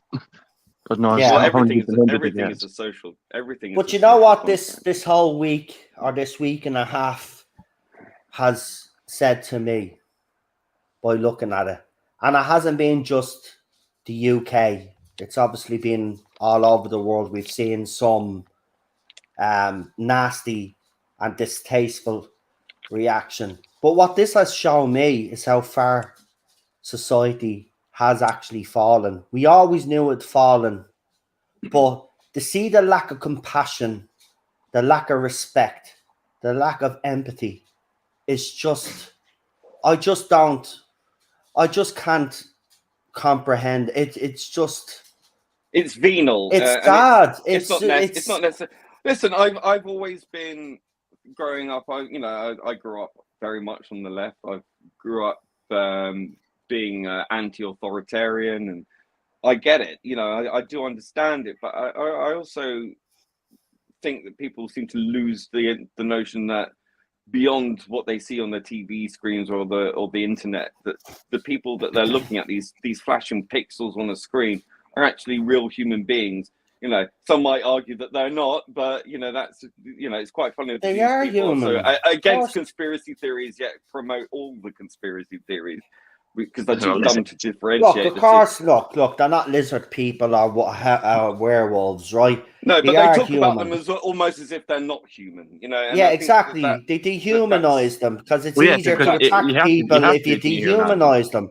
As you said, Lee, you were one of the first years ago to say that when they dehumanize them because they're an easier target because they don't see the person. Once you dehumanize someone, it's easier to destroy them or to be able to separate your emotional state from your psychotic state, I would say. Yeah, and that's another way of justifying as well. You can they destroy. That's the justification for them. And the process of dehumanization, you only have to look a little bit back throughout history to see how the Jews were treated in Europe, not just in the 1930s and 40s, but also throughout the medieval period and far back. That process of dehumanization, if you can do that, there's no number of atrocities you cannot commit. I read a tweet there the other day that was highly disturbing, and it was like, how do we? This was a leftist account. How do we deal with all these people? And then in the replies, people were going like, "Well, there is a final solution." Oh, really? That worked out so well that We've time. heard that before, yeah. Exactly, that's what I'm saying. The lack of self-awareness of these people when they use terms like final solution, you are not on the right side of history. Let's put it that way. Imagine what these words mean. Imagine, and this is what I said to the person. I actually retweeted them back, and I tagged them because I don't, me, and I says, imagine saying that you'd eradicate a whole entire people because they don't agree with your opinions. I says, you really, really are a vile and these person. people call everyone else Nazis when they are in fact espousing critical Nazi philosophy. Yeah, I said the bad Germans would be very pleased with you guys. Yeah. I mean, it is. And I mean, even that term that they use, the N word that they use, They've kind of, that doesn't have the same meaning that it would have had a few years back. Again, they claim these words as well to make them less offensive, but then they turn them, they flip them. They flip them and then they use them. It's just, it's absolutely ridiculous. But look, we could keep talking about all of this, and you know, I don't want to get. We went off on a bit of a tangent there, didn't we? But I just will say, to all me British friends, anyway, I know you are going through a hard time right now, some of you, and you know, it's gonna be, from a history standpoint, from my point of view, this is all very fascinating, and the next few years under a new king is going to be very fascinating to see how this is. Because remember, I'm just worried about his connections to the you know, the World Economic Forum. like really, that's the thing I'm more concerned about. Well, he seemed to cancel his membership, didn't he? In fairness, though, I'll give it to him. He hasn't set a foot wrong. I mean, I know we did see that video of him with the fountain pen. He got a bit frustrated. And for anybody that is criticizing him for that, can I just say, I agree with Lee. Listen, right? If you have no compassion, that's fine, fair enough. But I have a little bit, right? And I could see a 70-odd-year-old man who lost his father last year, has lost his mother, and has had to mourn very publicly, right? And hasn't had the chance, actually. He's been on his feet constantly since the day the Queen was announced she had passed away. This guy has not had a chance to mourn his mother. So yes, if he got a little bit frustrated over a fountain pen that was leaking, and anybody that uses fountain pens will know that there's a common fucking occurrence, and it is a pain in the ass. And as he said himself, bloody damn thing happens all the time. He's signing highly important legal documents. Well, that's what I said. That's what the Lotus said. It's like this. There could be like a, for all we know, there could be like an old tradition where like you can't touch the pen for all we know. Like, yeah, and I wouldn't even mind. I love the part where he walks away, right, and he hands the pen to someone, and he's cleaning his hand. And Camilla, when she's signing the thing, has a right little smile on her face because she knows he's just. But again, people have to understand. Again, he put the wrong date on it as well because his mind is not working straight. He has to get all this royal protocol out of the way. He has to do all of this stuff, right? And at the same time, he's doing it very publicly in front of people. And he can't show any emotion, even though the mask has slipped a couple of times. He's held it well now, I have to say. But when they sang, have these people never had a leaky pen for crying out? That's what I mean. But when God Save the King, when he sang God Save the King to him for the first time, his face, when he said God Save the King, right? His face, you could see it was itched all over his face. I thought he was going to lose his composure. He was thinking of his mother there. That God Save the King thing is going to take you a while to get used to. And I think he's it's weird, isn't it? Yeah, and even he's finding it difficult because it's always been God Save the Queen to him as well. See, people forget that as well. He is a human being. No matter what you think of the royal family or whatever, or the history or any of that, right? He's a human being and he's suffering right now. Oh, and can I just address as well that Mr. Turgid said about, you know, how racist they are because they didn't allow black people to work. It's like, you do know that was from the 1960s. You do know that, you know, the Queen wasn't responsible for all of that was going. Plus the fact that her equerry was a black man who was there at the at her coffin being paraded down the mile. He was marching alongside. He was her last equerry. You know, yeah. He was interviewed on Sky News. He was interviewed on Sky News as part of the interview, and there was another woman as well who introduced all the guests to the world leaders and all to the Queen. She was also a person of color, as they would say, right? So I mean, which is an awful term. But yeah, which I think is an awful term too. You know, racist at the end of the day, but even just as a sentence, it just sounds wrong. But that's it's just like you're calling someone a coloured person. Like the colour is more exactly important. The same thing. I know, yeah, I agree. But this is POC. I mean, what an awful. It's a lot. Look.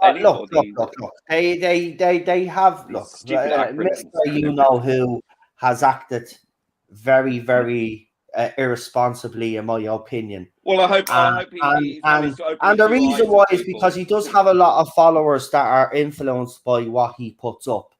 And when they see posts like this, they think then it's okay to go and mock someone that has passed away and the family. And I'm sorry, you know. And look, it'll probably happen to me and happen to you guys and all. When we pass away, they'll probably be fucking celebrating and doing hula hoops and fucking jumping for fucking joy. I'd be dead, so I don't care. Yeah, but that's how sick. But that's how sick and cold society has become as a whole. This is the leftist agenda, by the way. Well, it's that thing I saw on Instagram where if you report something on Instagram, one of the options is just because I don't like it. Yeah. I seen that screenshot was sent to me. You sent it to me, didn't you? And I put it up and it says, "We're fucked." I don't know. I think we're finished. I mean, if you can actually report someone because you don't like their post, then we've already fallen as a society. I mean, then that means nobody can ever have an opinion again. Except and that's exactly what they want, because and that's it. It's creating a two-tier system, and elitism, a clique, and I'm sorry, that's exactly how the artsies gained power. You know, it's through coercion and through silencing, through it's wrong. Oppression and freedom of speech, and that's exactly what the artsies did. And I'm sorry, that's what you're becoming. Especially I don't care if you agree with me or not. I don't care if you agree with me or not, right? I'm entitled to my opinions, right? I mightn't agree with you guys. You're entitled to your opinion. Mightn't like it. You should agree with you. I'm absolutely infallible. But that's the way it goes. You know, it's give and take, you know, and respect each other. But that's gone out the window. But listen, again, we were supposed to be gone, but because me and Lee keep going on, we still haven't gotten through cinnamon toast cakes. So back to you again. So the Cyber Lords, we'll get straight in. So you're seeing the Cyber Lords. You fan, not a fan? What do you think of the design? He's done something weird with their legs. Have you seen it? He's done designs all down their armor now. Everything. It just looks, I don't know. It's like cartoon. It's like something you do in a cartoon. It's plasticky as well. I find it a bit strange how something inorganic can have the ability to regenerate its cells. Yeah, dead tissue, by the way. That's what I brought up on the night of that episode, and everybody was agreeing with me. I mean, we've already been told by previous showrunners that cannot happen. So I understand there's still like some material left. Obviously, these are people who have converted, but it's just there's this thing with Sadman recently that they've become way too like robotic. They've sort of strayed away from kind of what this is why the Mondasian Sadman are my favorite, because it's a less advanced type of Sadman, but it's like it's you've got the hands and stuff, and it's like the cloth mask. They're the ones they should bring back all the time now. Feck the other ones. They're the ones they should actually bring back. Capaldi, I loved it when they brought it back for him.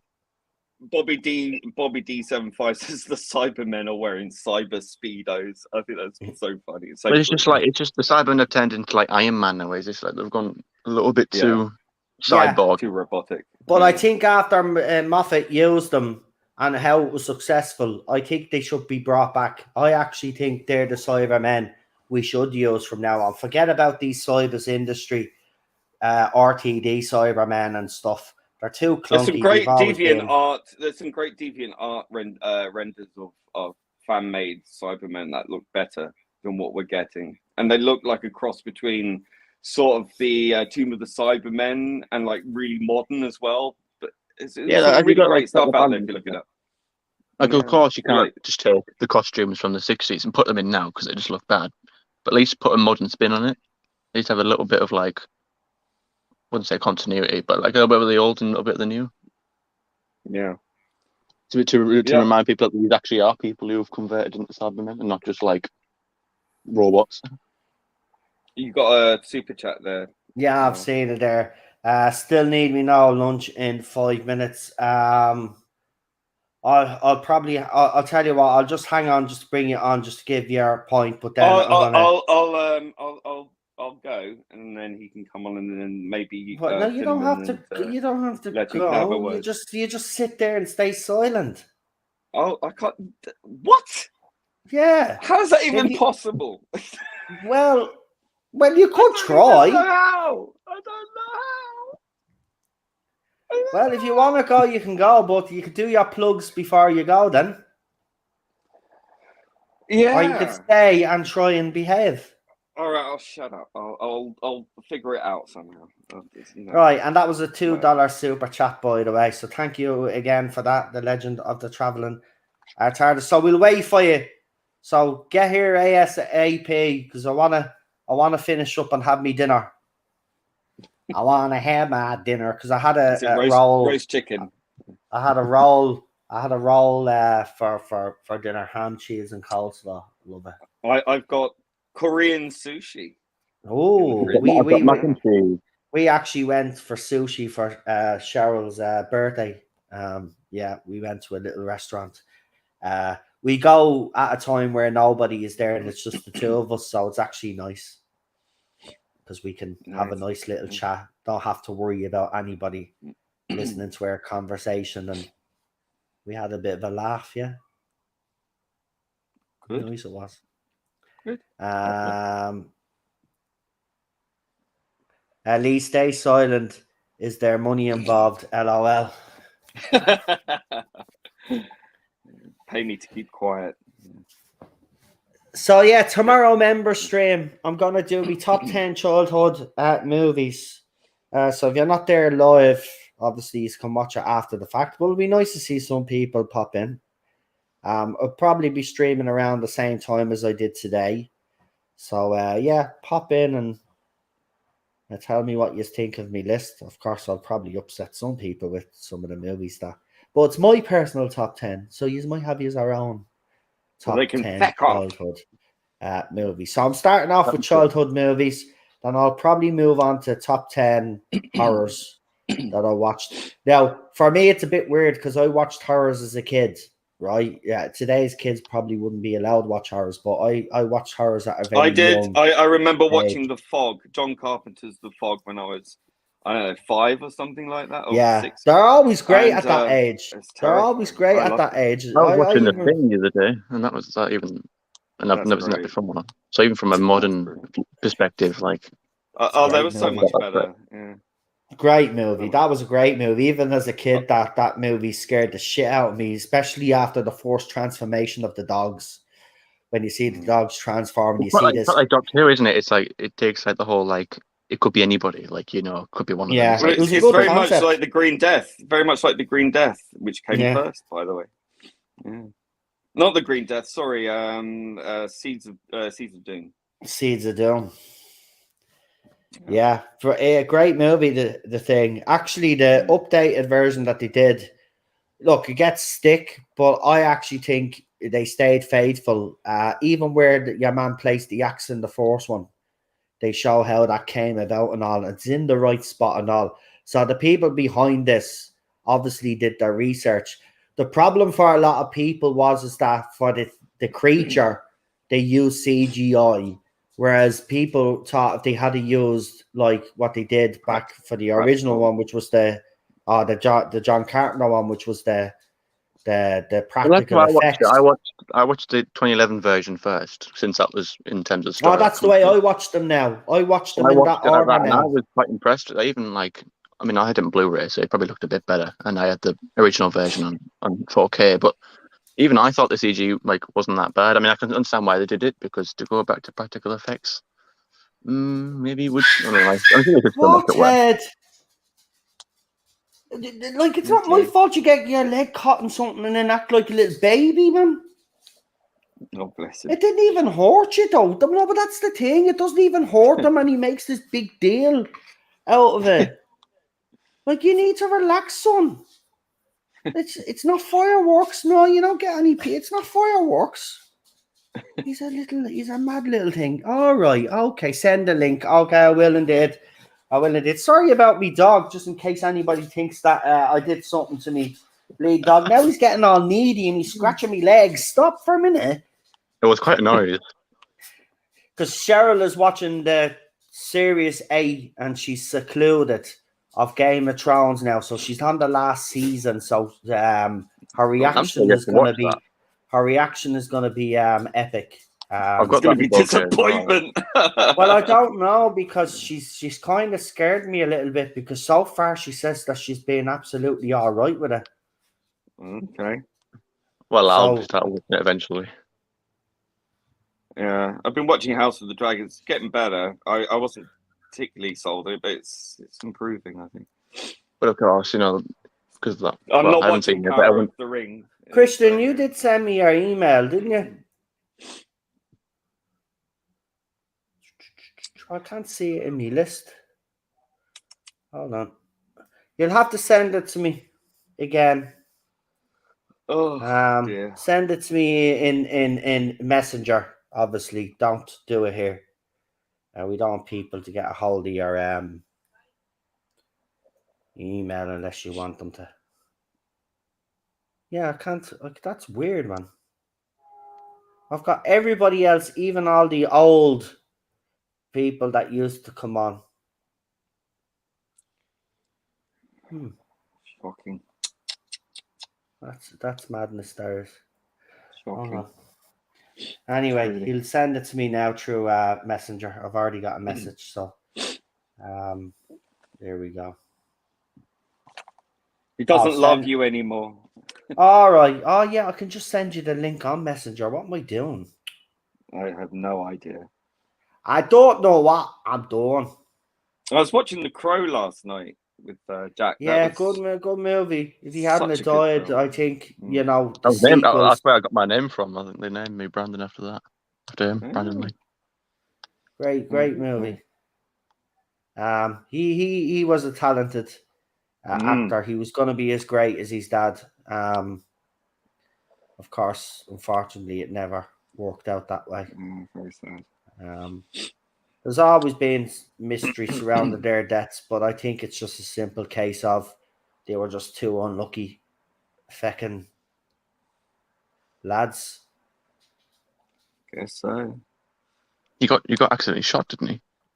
Yeah, he by got a accidentally shot by a blank. Yeah, and well, it was a bit like that it was because actually a bit like that happened with the Alec Baldwin thing, didn't it? It's like a bit of an accident. Yeah, but oh no, but I think the Alec Baldwin thing really had a bullet. The gun barrel hadn't been properly checked, and what happened was they'd used the gun, put a blank in there, but part of the blank had remained in the barrel, and they hadn't checked it. And then it had a flash thing to go off to make it look realistic, but it shot the projectile out of the barrel, and it hit him in the gut, I think, or the chest or something like that. And I don't think it went through. I think it was just the impact. Yeah, but there was enough shrapnel, just enough though. Yeah, that's the freaky thing about this. They said that there had been a little less fragments in that gun. He actually would have survived, but there was just enough to kill him. And at the speed that it went at, it was actually just as bad as a bullet, because obviously it didn't kill him outright. It didn't kill him outright. It bled out. It was when he was in hospital. No, I don't think it was. I think it was internal injury. But anyway. Yeah, I think I sent you didn't I send you the email? Oh, not the email, the link. I sent you the link. It's all gone wrong. It's all gone Pete Tong. It really I also watched Fight Club as well for the first time. That's a great movie. Oh yeah. I did enjoy it. I just thought it was a bit like it went in a completely different direction with the whole terrorist plotline thing. I was like, okay. And then the whole it wasn't even a real person. It was this alter ego. Spoilers. I shouldn't really be talking about the film, should I? I mean, I've already broken the rule. Here, I'm just going to send it to you here because I don't know what's happening in Messenger. Something has happened. So there it is in the chat. And show your face before you come on so I know it's you off camera. You'll be off air, but show me your face if you can so I know it's you. Because I know you show your face sometimes when you're on your own stream. So I know no little Turn cameras on. Trolley Poly is here. Well, I will be on camera for this centenary special with me Mohican hair. I won't, because I'll be pissed as a fart celebrating. Lee will be off somewhere celebrating, then we'll be here for the panel if he's able to. If he's sober. Pissed. No, I won't be. I can't promise that. That'd be ridiculous. I'll be here with my party. Well, I've already ordered Jodie Whittaker lookalikes to dance behind me on the sofa while I'm watching to give you something to. Yeah, that's a horrifying thought right there. I mean, I'd rather watch a John Carpenter film. I just spent 30, I think it was like 40 quid on the steelbook of the Jodie specials. I don't know why. So, I just what? completionist reasons. Wow, you're committed. That's commitment I simply can't relate to right there. I've got. Bear with me. I'll just have a little look. Series 1, 2. Series 1 and 2 I was quite happy to get because those are quite rare. I paid a little bit too much money for that probably. Series 1, 2, 3, 4, Series 4 specials, 6, 7, and 8. And I think I got like a few of the like the Troughton ones, the animated specials, the steel books for them as well. Yeah. Series 9, that's a bugger to get. Well, really? What's the story here? Are you coming on? What's the matter, you? Hey.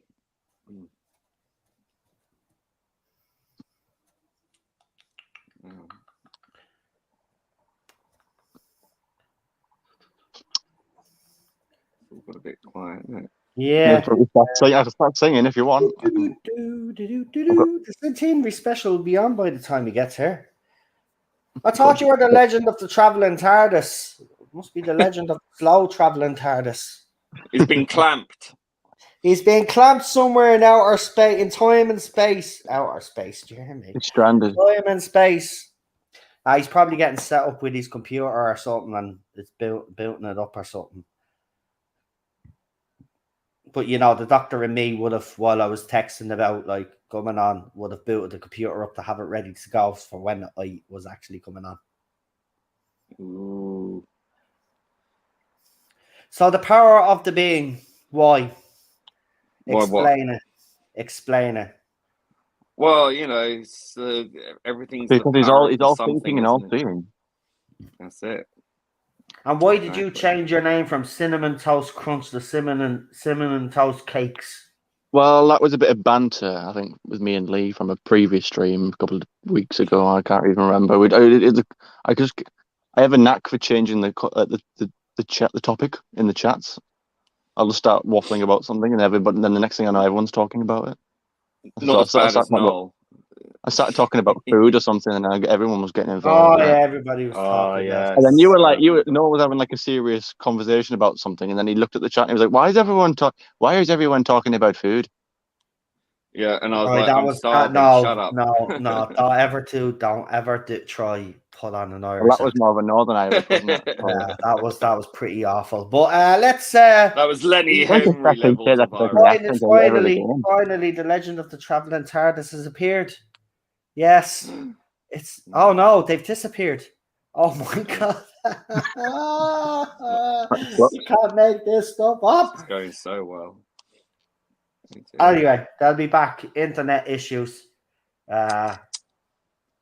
I mean, try going to charity shops for Jodie Whittaker steelbooks. Let's face it, it's charity to watch. it would be charity to buy it, quite honestly. Listen, they'll be flogging it away. They'll be flogging this. Yeah, you're right. Please take this. People see it on top of the DVD bin, and they think that all the rest of them are crap. We need to get rid of this. Do you think I could be from Belfast convincingly? No, like, be honest. No. Not really. No, not a chance. Not a chance. Cinnamon went a bit Belfast there. I don't even think we could do it again. Well, I can't do it under pressure now. Oh, for God's sake!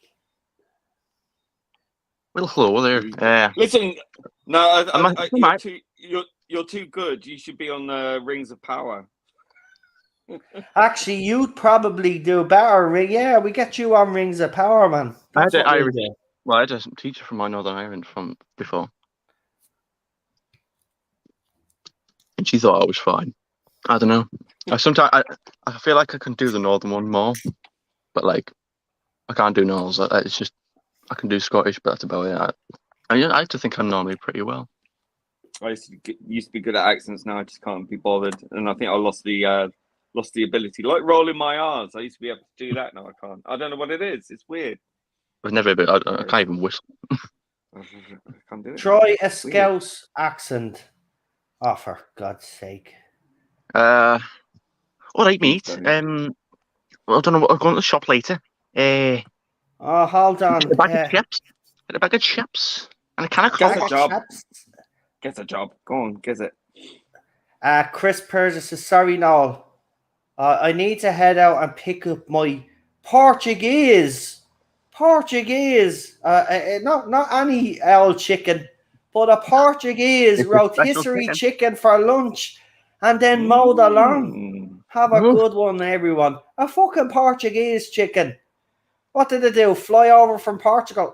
Fly over from Portugal to America? Oh, Portugal.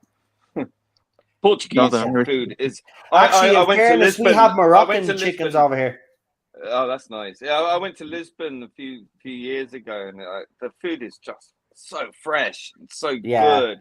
Oh, it's beautiful. Absolutely. Yeah, we have Moroccan chicken here, so it's not uncommon to have chicken from different countries in your country. In fairness, though, it's a bit weird for Ireland because we produce a lot of chicken. So when we get chicken, and it's cheaper apparently to buy chicken abroad. I don't know. It's weird.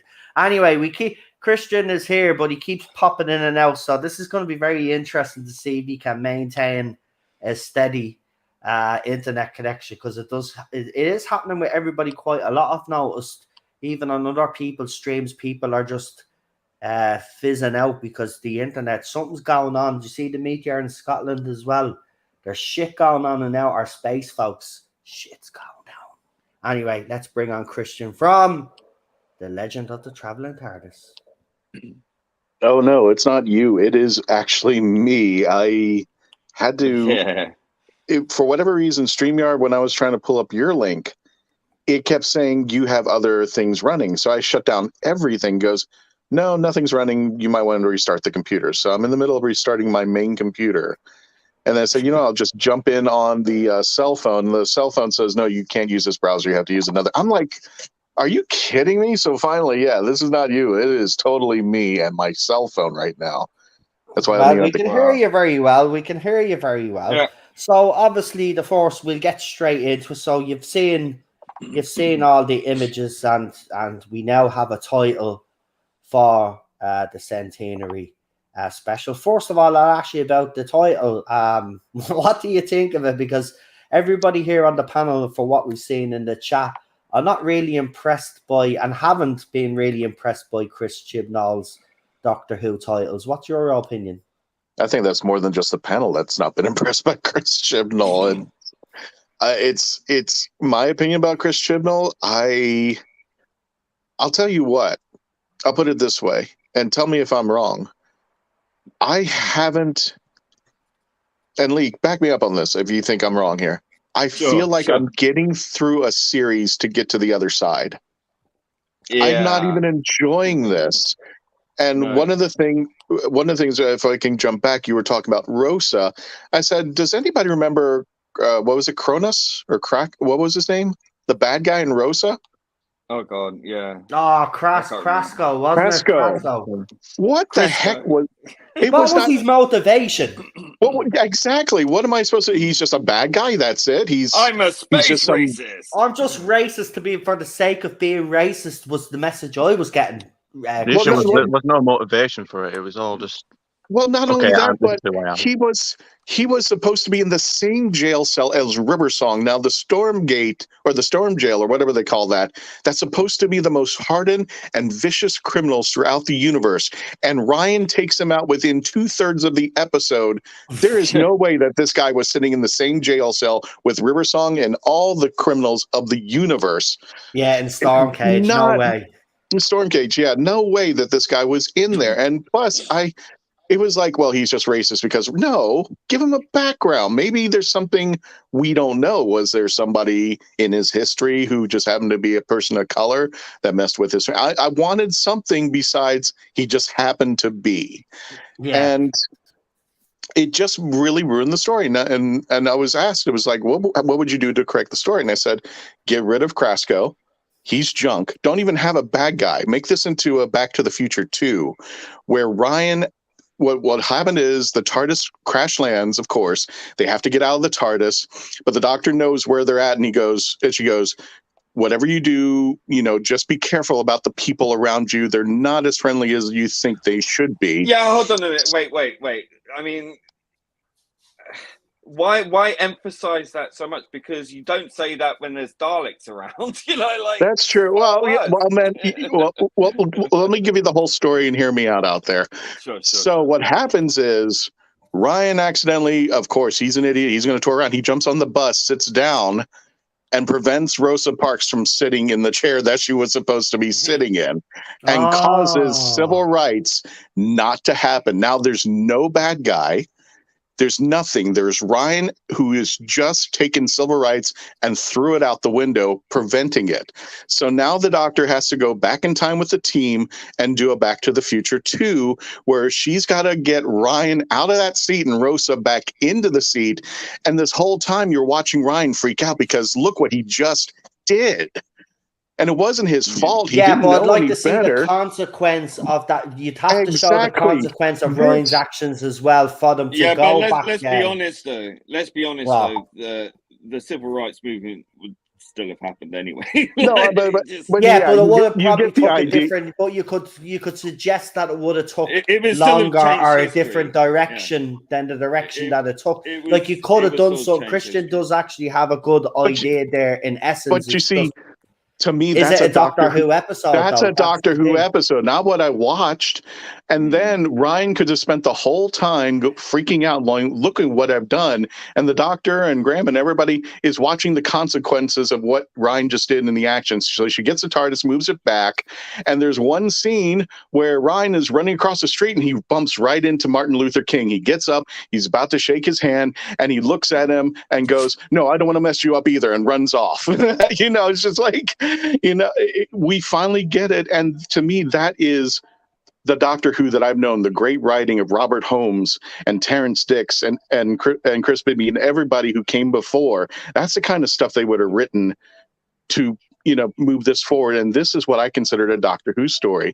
Krasko was a cheap villain, and this was just prolonging what Chibnall said. I'm not going to have classic. Christian, should they be doing historicals in that context? Whereas you look at the likes of the writers that you've just mentioned, they didn't actually, they used stories. Yeah, they created stories that weren't bang on the nose with history. Do you know what I mean? And they used the characters within that to kind of show, to highlight it, but it wasn't bang on like those Demons of the Punjab. Should Doctor Who be doing those type of episodes that way? I personally don't think they should be doing Rose. I don't think Rose's story has any business in Doctor Who, but you could do something similar century politics in 20th century politics. That's the problem. I could argue with look what they did to George C. Who's that guy from Time Lash? Can't think of his name right now. H.G. Wells. Look what they did with him. Yeah. What garbage was that all about? They made him look like a total idiot.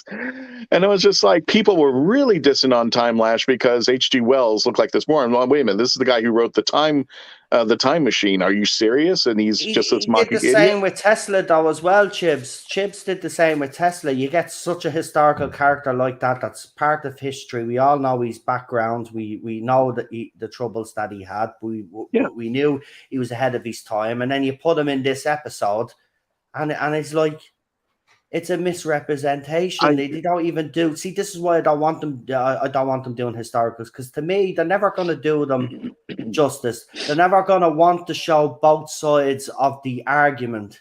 A lot of Chip stories. That's the issue here. A lot of Chip stories have just focused on one side of the story, or he's Yeah. had a skewed view of that, or his writers have.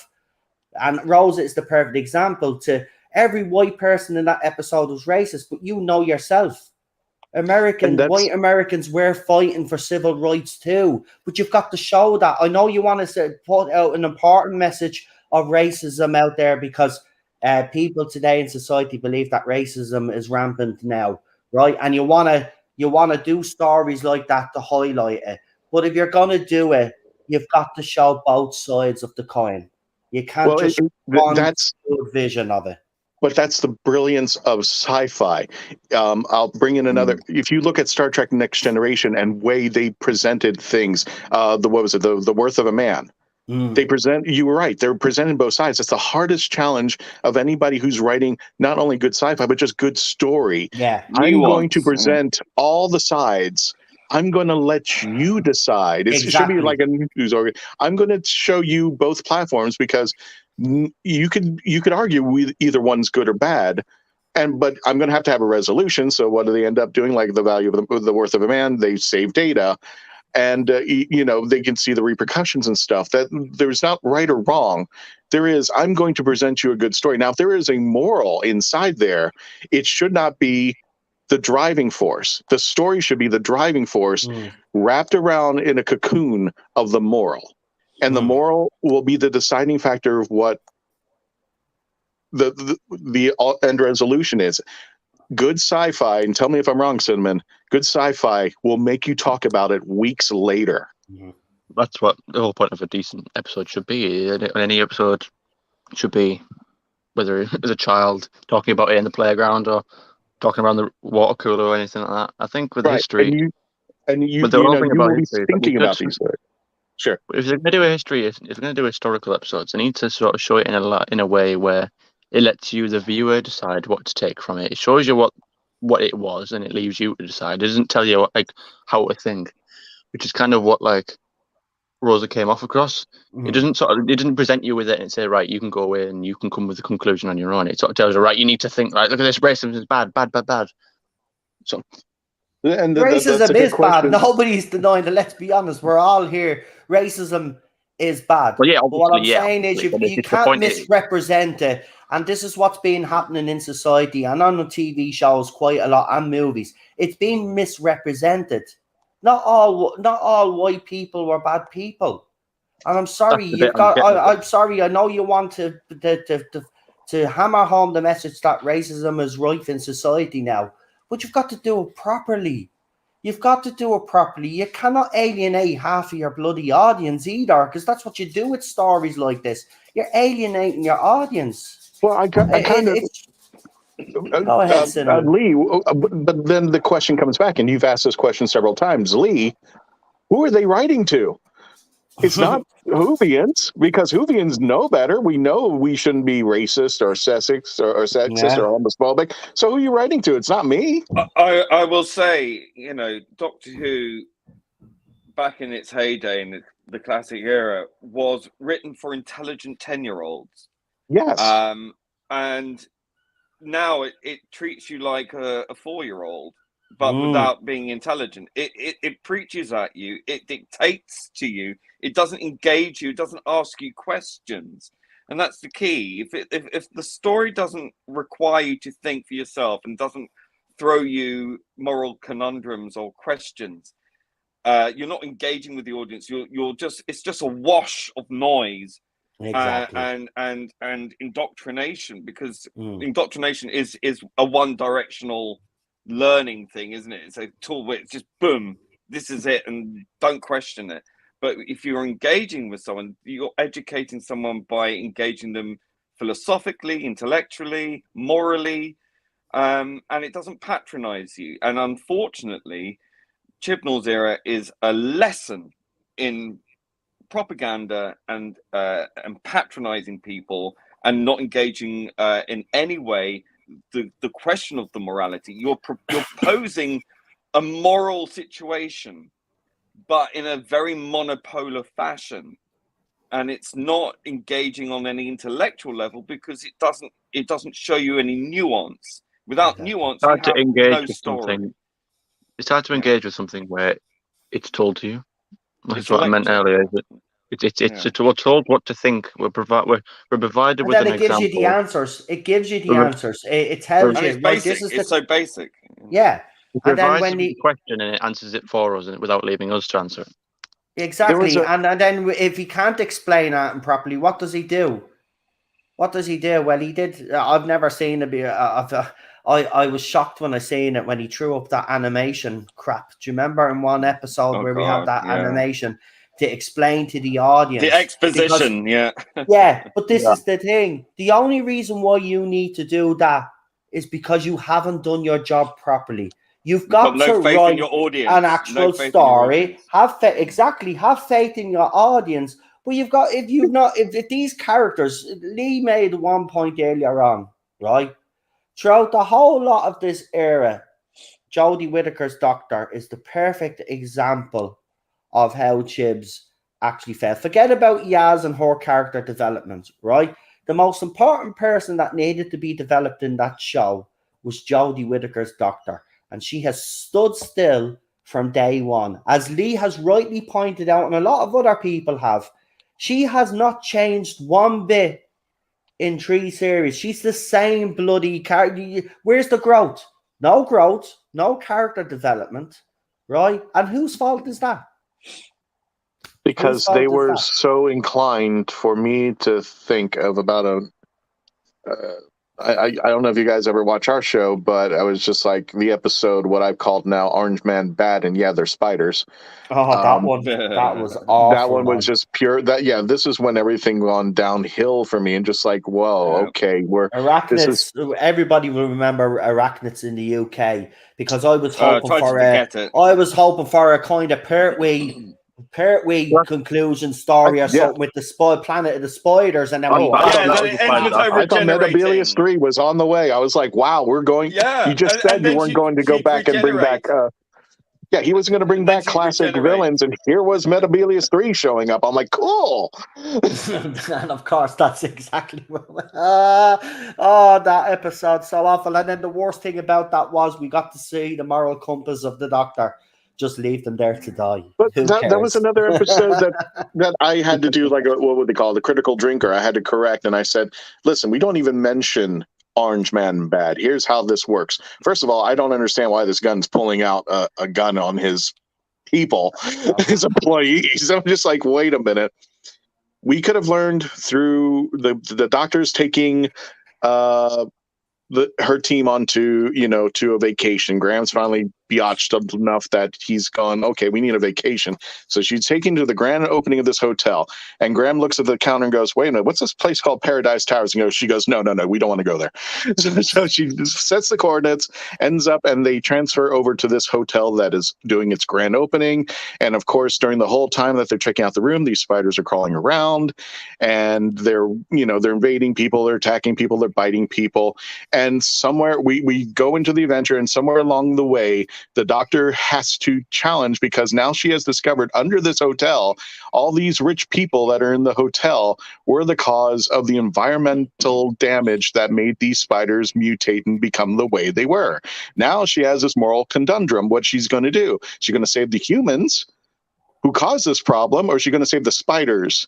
And at the last minute, she decides she's got to save the humans, and she does so. Besides putting the mother inside, putting the spiders inside a vault and suffocating them to death, which is kind of humane. She finds a way to get them off the planet or whatnot. They eat each other first. Yeah, exactly. So she finally gets them off the planet. I got a place for you where you can live. You don't need to be on this planet, and I'll take care of you. Blah, blah, blah, blah, blah. Just like what Peter Capaldi did in Time Heist. Just what exactly. Yeah. And then at the end of the episode, right behind the hotel, you see this little tiny spider come out and crawl away. And that's the end of this. That's Doctor Who. Much better. That's not what we got. We don't listen, right? I've said this ever since he took over and we saw his first story. Doctor Who fans out there have written better stories than Chris Chibnall. And that is a sad indictment of his reign on this show. Listen, even during these last 5 years, we've had fan audios. Absolutely fantastic. Lee, Daniel and others have been promoting a lot of these fan audios. Fans have went above and beyond these last few years to keep Doctor Who fans entertained. These last few years of Doctor Who will be analysed years to come, and I guarantee it will show the people that were worried about Chris Chibnall will be vindicated. This man was not the right man to It's take been a over desperately Doctor sad Who. time for a lot of fans, you know, and Oh, it just seems very facetious and very mean-spirited for people. I mean, as I said, you know, when I first came out criticizing Series 11, I was told to die of cancer, and it's been downhill ever since. And I think there's so much that the BBC could have done or said to stop all this, but they just kept aloof They from it stood all. back. I just think no one of these people who just want to label everyone bigots, racists, and sexist and all the rest of it simply for criticizing it. So not one of them took time out to consider like how upsetting it is for a lot of people that the very essence of Doctor Who's just been sort of casually Or the swept fact away. that they put targets on people's backs. Listen, And I'll never terrible writing forgive. and all sorts. I will never Yeah. forgive the BBC, because I do believe if they had come out when the backlash happened, and then the backlash against those fans that had the backlash, if BBC had come out, made a statement and said, "Listen, this But is no, not they the made Doctor Who fandom." they sided with them. They sided with them. elevated these very same bullies in this fandom, especially during the lockdown and all this, and it just seemed like a tacit sort of nod and wink to that side of things, that the BBC agreed with them, and you know they hate us, and it's quite clear they seem quite happy to want to replace us. And they seem But they can't. tripling and doubling, tripling, drooping down on But they that. can't. That's their problem. That's why the show's in the bin. They'll only end up with more activists and more fly-by-night, you know, tweenies who watch Netflix and, you know, and they'll watch a season of Doctor Who because so-and-so's in it, and then they'll quit and go elsewhere. And That's get what. bored, That's what it is. They're not into science fiction. They're not into. Yeah. They're into soap operas and dramas. They're not into. And that's what fiction or Doctor Who science became, fantasy. though. But that's exactly what exactly Doctor that. Who actually became under Chibnall, because he couldn't write Exactly. sci-fi. I mean, his era is probably the least People sitting around tables scientific talking or the about their least feelings. sci-fi of all of the eras that I've seen. Even the He's a- ones with John Pertwee on Earth are more science fiction than. He's a The end of fine. Fire and writing. John Pertwee would be revolving in his grave. He absolutely would. He's Hey, a it's like fine TV drama writer. We've seen that in Broadchurch, but when he tries to bring it over, like in 42, where that device where they have like 50 locks they got to go through to get across the ship. I'm Mystery like, this has got to box. be the Oh, this his is- countdown. The That was his literal countdown, That though. was The literal stupid. mystery box. I know. I mean, that's his trope. Someone did a video a few years back when he was announced, and it's still out there somewhere. And they did a whole video and analysed Chris Chibnall's writing on Doctor Who and other shows. And he said that one of his tropes was countdowns. That's how he moved a plot along. That was one of his favourite tropes. And another one was actually using characters, as Lee has rightly pointed out, as plot devices. There was a lot of fans that called this, that had done early videos, and if you went back and watched it today, they were bang on about every single thing that they said. This is why they said Doctor Who would fail, right? Now, you just have to watch the first episode. Actually, you just have to watch the fact that the trailer was leaked. Do you remember? No, we got a scene that was leaked. Do you remember that scene that was leaked, right? And it was god awful. And all the Oh God, which fans, one? the one where she So many to where choose she was from. on the train, the one where she had just come down off the train and she was doing her Yeah. speech, talking to Yaz. That was leaked. That scene was leaked, right? And it was very dark, and we threw it up. We all actually analysed it and stuff. And even within those few seconds that we got, I think it was about a 45-second clip. In that 45-second clip, everybody had known right there and then, even before the glass ceiling video, that it was game over. It was game over. It was absolutely off. And they all tried to say then, oh, well, that's not the finished article. That's not the saying. It's probably just a saying that she did, and then they've done it better, right? But it Yeah. actually ended up being the actual Chris saying first draft of the Chibnall, episode. It wasn't even a forced draft. That was the saying that was leaked. Someone leaked it. So there was a lot of leaks going on back then, and I'm at the opinion that there was a lot of people that were worried about this show and wanted to put the alarm bells out there. Now that's why I reckon that was leaked. But it did set the alarm bells. It set the alarm bells for me. This was before I decided. This was just a couple of weeks before I decided. I was near at the tipping point. Will I come on and start talking about Doctor Who on YouTube? And then the tipping point was the famous glass ceiling video where she goes, whoops. I would even go further back than that, because my tipping point when I knew he had no idea what he was doing was when he made the announcement, I'm not going to bring in any classic monsters. I'm not going to have anybody who worked on Doctor Who before. I'm just like, you are just dooming yourself, because even RTD was given the choice whether Eccleston was going to be number 1 or number 9. And he knew that he needed classic Whovians to help rebuild and get new Whovians on to make Doctor Who the success, well, what it was when it first started, going into David Tennant. Why would you give up a treasure trove of back then, which was almost like 50 years of Doctor Who classic villains, monsters? And by the way, Chibnall, there's more than 3 Time Lords on Gallifrey, the Ronnie, the Monk, Drax, Chancellor Flavia, Omega. What are they doing? Did they fight in the Time War? Where's Romana? Where's the explanation that what happened to Gallifrey under her? Why didn't she know about the Timeless Children? She was the president. Exactly. She must have known something about it. I'm just like this. They focus so much on this, and now I can safely say it. What is it? Retcon. That's what the Timeless Children is, because Flux proved it was a retcon. And it just didn't even, there was nothing to it. What was it? A friend of mine said Russell T Davies was trying to make a better Doctor. Moffat was trying to make a better companion. And Chibnall was trying to make a better storyline, or an arc, I should say. And it just completely backfired. There was nothing here. There was no reason. And for me, Cinnamon, the biggest complaint that I have when it comes to the Timeless Children, and I say it again and again and again, and anybody can debate me on this, you basically told Bruce Wayne he's been Superman this whole time.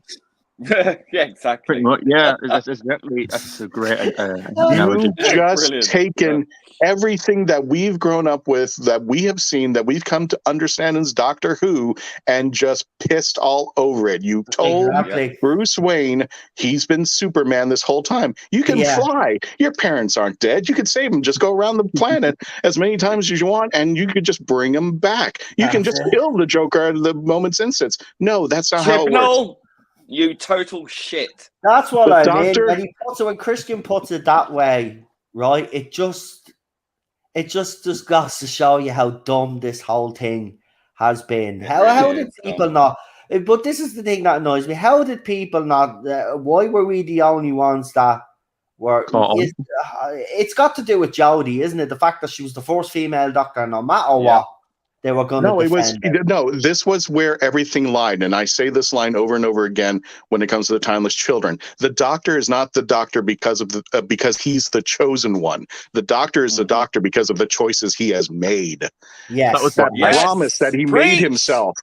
That promise that he made himself as the War Doctor that lost. That was what made the Doctor. That's what built up the Doctor. That's why he ran off in that TARDIS all those years ago, disappeared, and left the Time Lords, because he made a choice. He took his granddaughter, which we still don't understand. I still think that's the Timeless Child. That would have worked for me.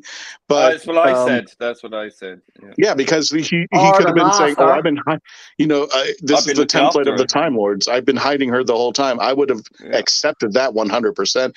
Plus, I want to see Caroline Ford back into the saddle again one last time.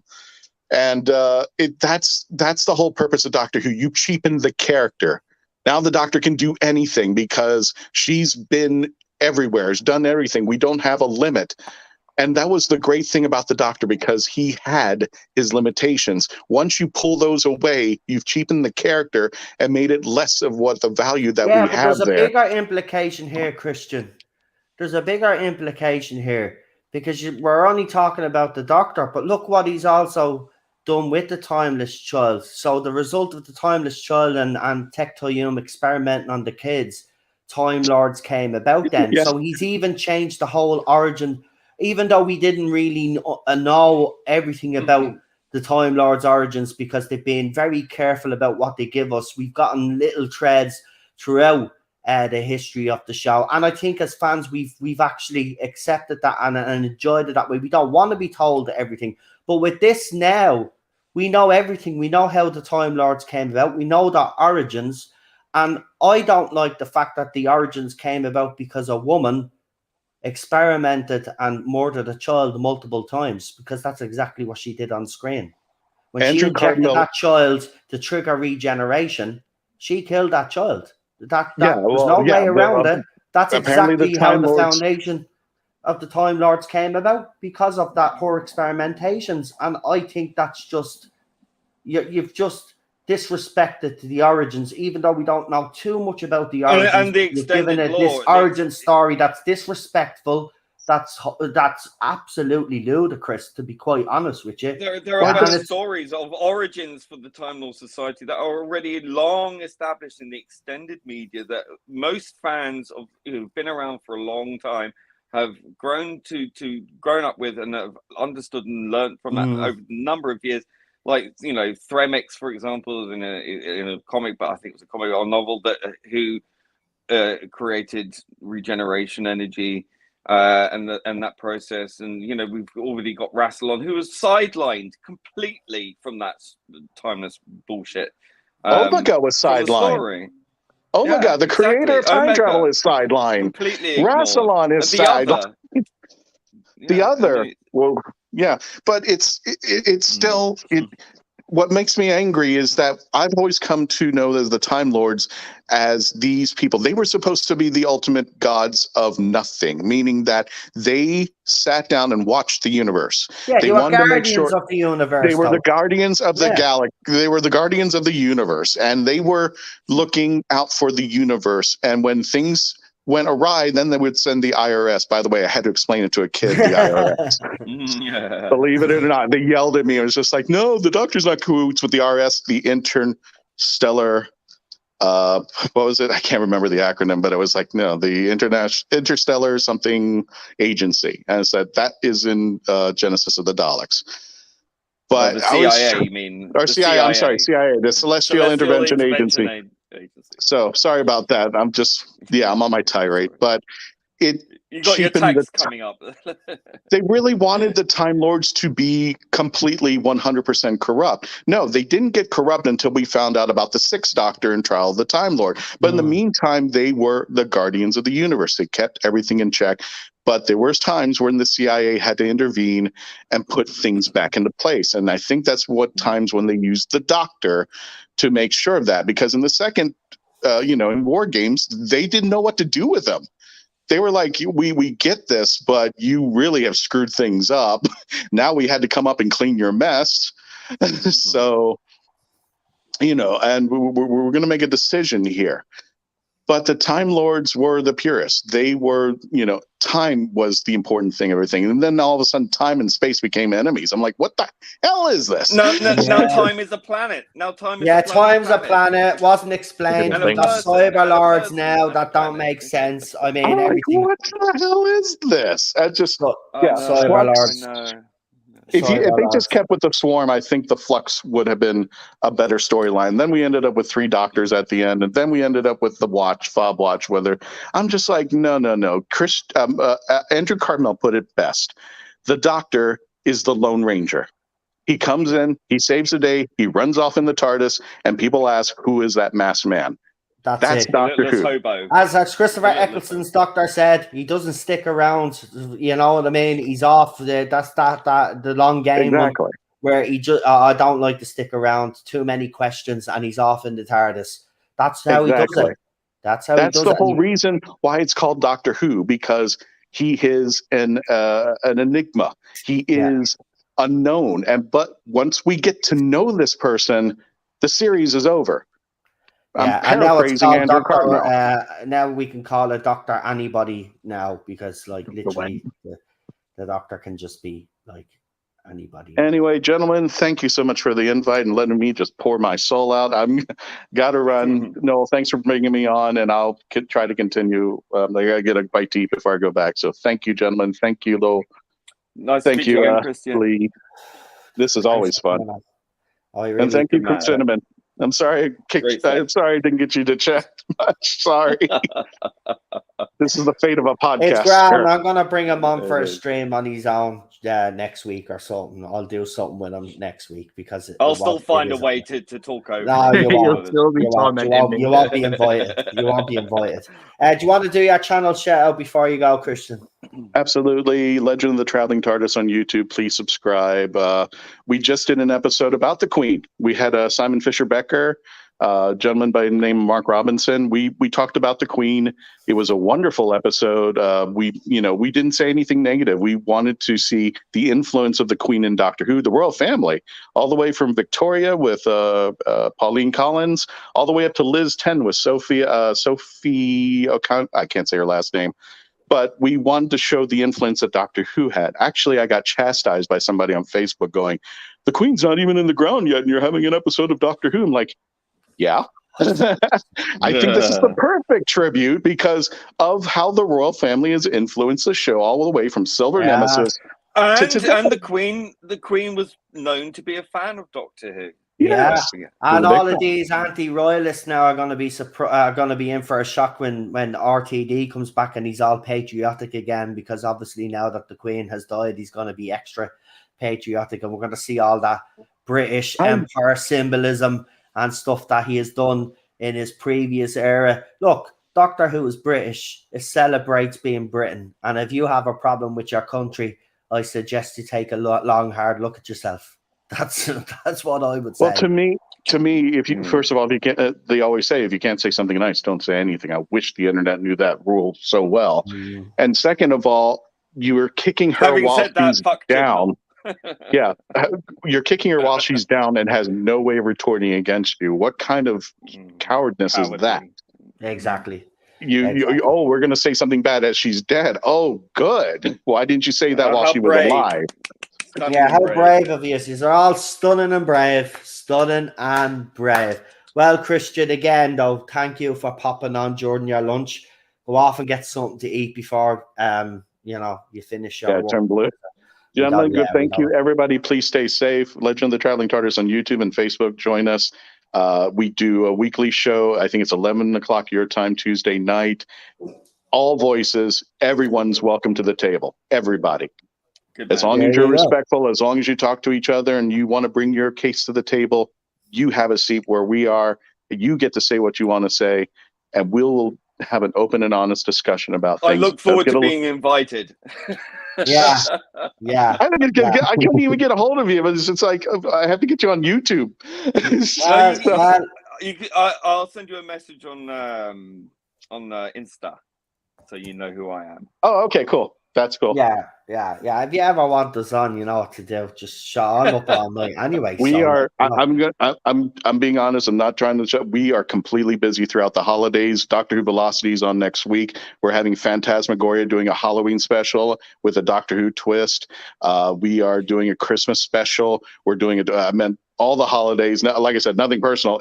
We are booked. And there's still worlds apart. The game is releasing the same day that we're going to have them on. I look forward to my invitation in 2024. There you go. That's right. Or 2025. Or 2039. It should be 2023. We're just crazy when we get to the holidays because we're just having a good time. We're going to have a special. Damn right. I know you guys don't have Thanksgiving over there, but we're having a foodie special. It's going to be a geek twist to it. I do celebrate Thanksgiving because I have an American wife. So. There you go. So there you go. We do, because she misses our family at that time, and So we make an effort. Because we're thankful every day. That's why we don't need to have one. So it's actually nice to have it. I think it's a good idea. I think we should adopt that over here. I think it's nice to give thanks, to be quite honest with you. It's just a reminder to get the Join family. Jack Rabbit says, "Can I come on your channel?" Yeah, see, you're getting loads of offers now. You're Bring getting us loads all of offers now. Oh. You'll have to do a one-off special and bring I'll on be on 2030. you could call it the Doctor Who toxic side of the fandom. No. Like I said, we just want to be respectful. We're where the geekdom should be. That's where I think that's it. I give people respect that respect me. If they don't respect me, well, then they get it back. It's as simple as that. That's my mantra, and that's the way it should be. Respect is earned. You know, it's not just given freely either. You have to respect others. No, that's that's a good message. fair assessment. Yeah, that is very fair. So it goes both ways, doesn't it? Right. So that's it. Right. Anyway, as I said, listen, you sound busy, but I hope you have a good time doing all of that. And I did actually watch the stream that you did with the royal family and Doctor Who, and I thought it was nice. It was a nice angle to come at it. And as I gave you preempt warning anyway, because I showed you the reaction of some Doctor Who fans out there, and I think that has been the most disappointing thing for me is that the fandom again, you know, and it's only a minority, but unfortunately that minority is very vocal, that have let the whole fandom down with their behavior. You know, there's a thing called respect and respecting your elders too, whether you agreed with them or not. You just show respect, or as someone said, if you haven't got anything nice to say, just don't say anything at all. Just, you know, you can have your silent protest. You know, there is such a thing. Maybe you guys should adopt that and you wouldn't get yourselves into trouble as much. But who am I to tell you what to do? You do it your own way. Trust me, society is already turning on you. It won't take long. It won't take long. Anyway, Chris, go ahead. It's already been there. They're already coming. They're coming in. They'll eventually bring their boat in. But in the meantime, we're going to keep doing what we're doing. We're not going to stop. And we're going to make it so that everybody's welcome. Even the people who hate me. If they want to come on and be respectable and they don't like a single word I'm saying, please come on. I want to talk. I've sent that invite out quite a lot. I can guarantee you. You won't get many responses. That's fine. Look, as I said, even if I do have someone that has opposite opinions to me, if they come on and they're respectful and they don't come on to just target me and others, they're more than welcome to come on. But they never do. And the ones that have tried horrible tactics to take the channel down. So I'm just telling you, just be careful when you're bringing people on, because they're very clever. Lee will tell you, it looks like someone is looking at you from a camera, but then it looks like they've stole someone else's feed. I've got to say this. It's been a challenge even with the current panelists, and not that. It's just they're very passionate about what they believe in, but they also are getting, you know, they're trying to also be respectful. It's hard to walk that tightrope, and God knows we've had arguments about things to where we can see in each other's eyes, like, yeah, we're not going there. We're going to stop at this door. We're not going to open it. We're going to leave it alone. We've said what we had to say. Exactly. And we don't There's nothing wrong with having healthy debate, though, and to respond to each other's opinion. And once it's done in a respectful way. But yeah, if it does get too heated, I mean, me and Lee have actually had a lot of heated arguments on this channel, or debates. I wouldn't call them arguments. I say debates, and we haven't. Shut up. Always argument. Well, if you want to call it an argument, then we'll call it an argument. Okay, you little fecker. Anyway, I'm just gonna say this, and I'll run off. It was just like when you said, Lee, just be quiet. I'm like, oh my God, you did not say that to Lee.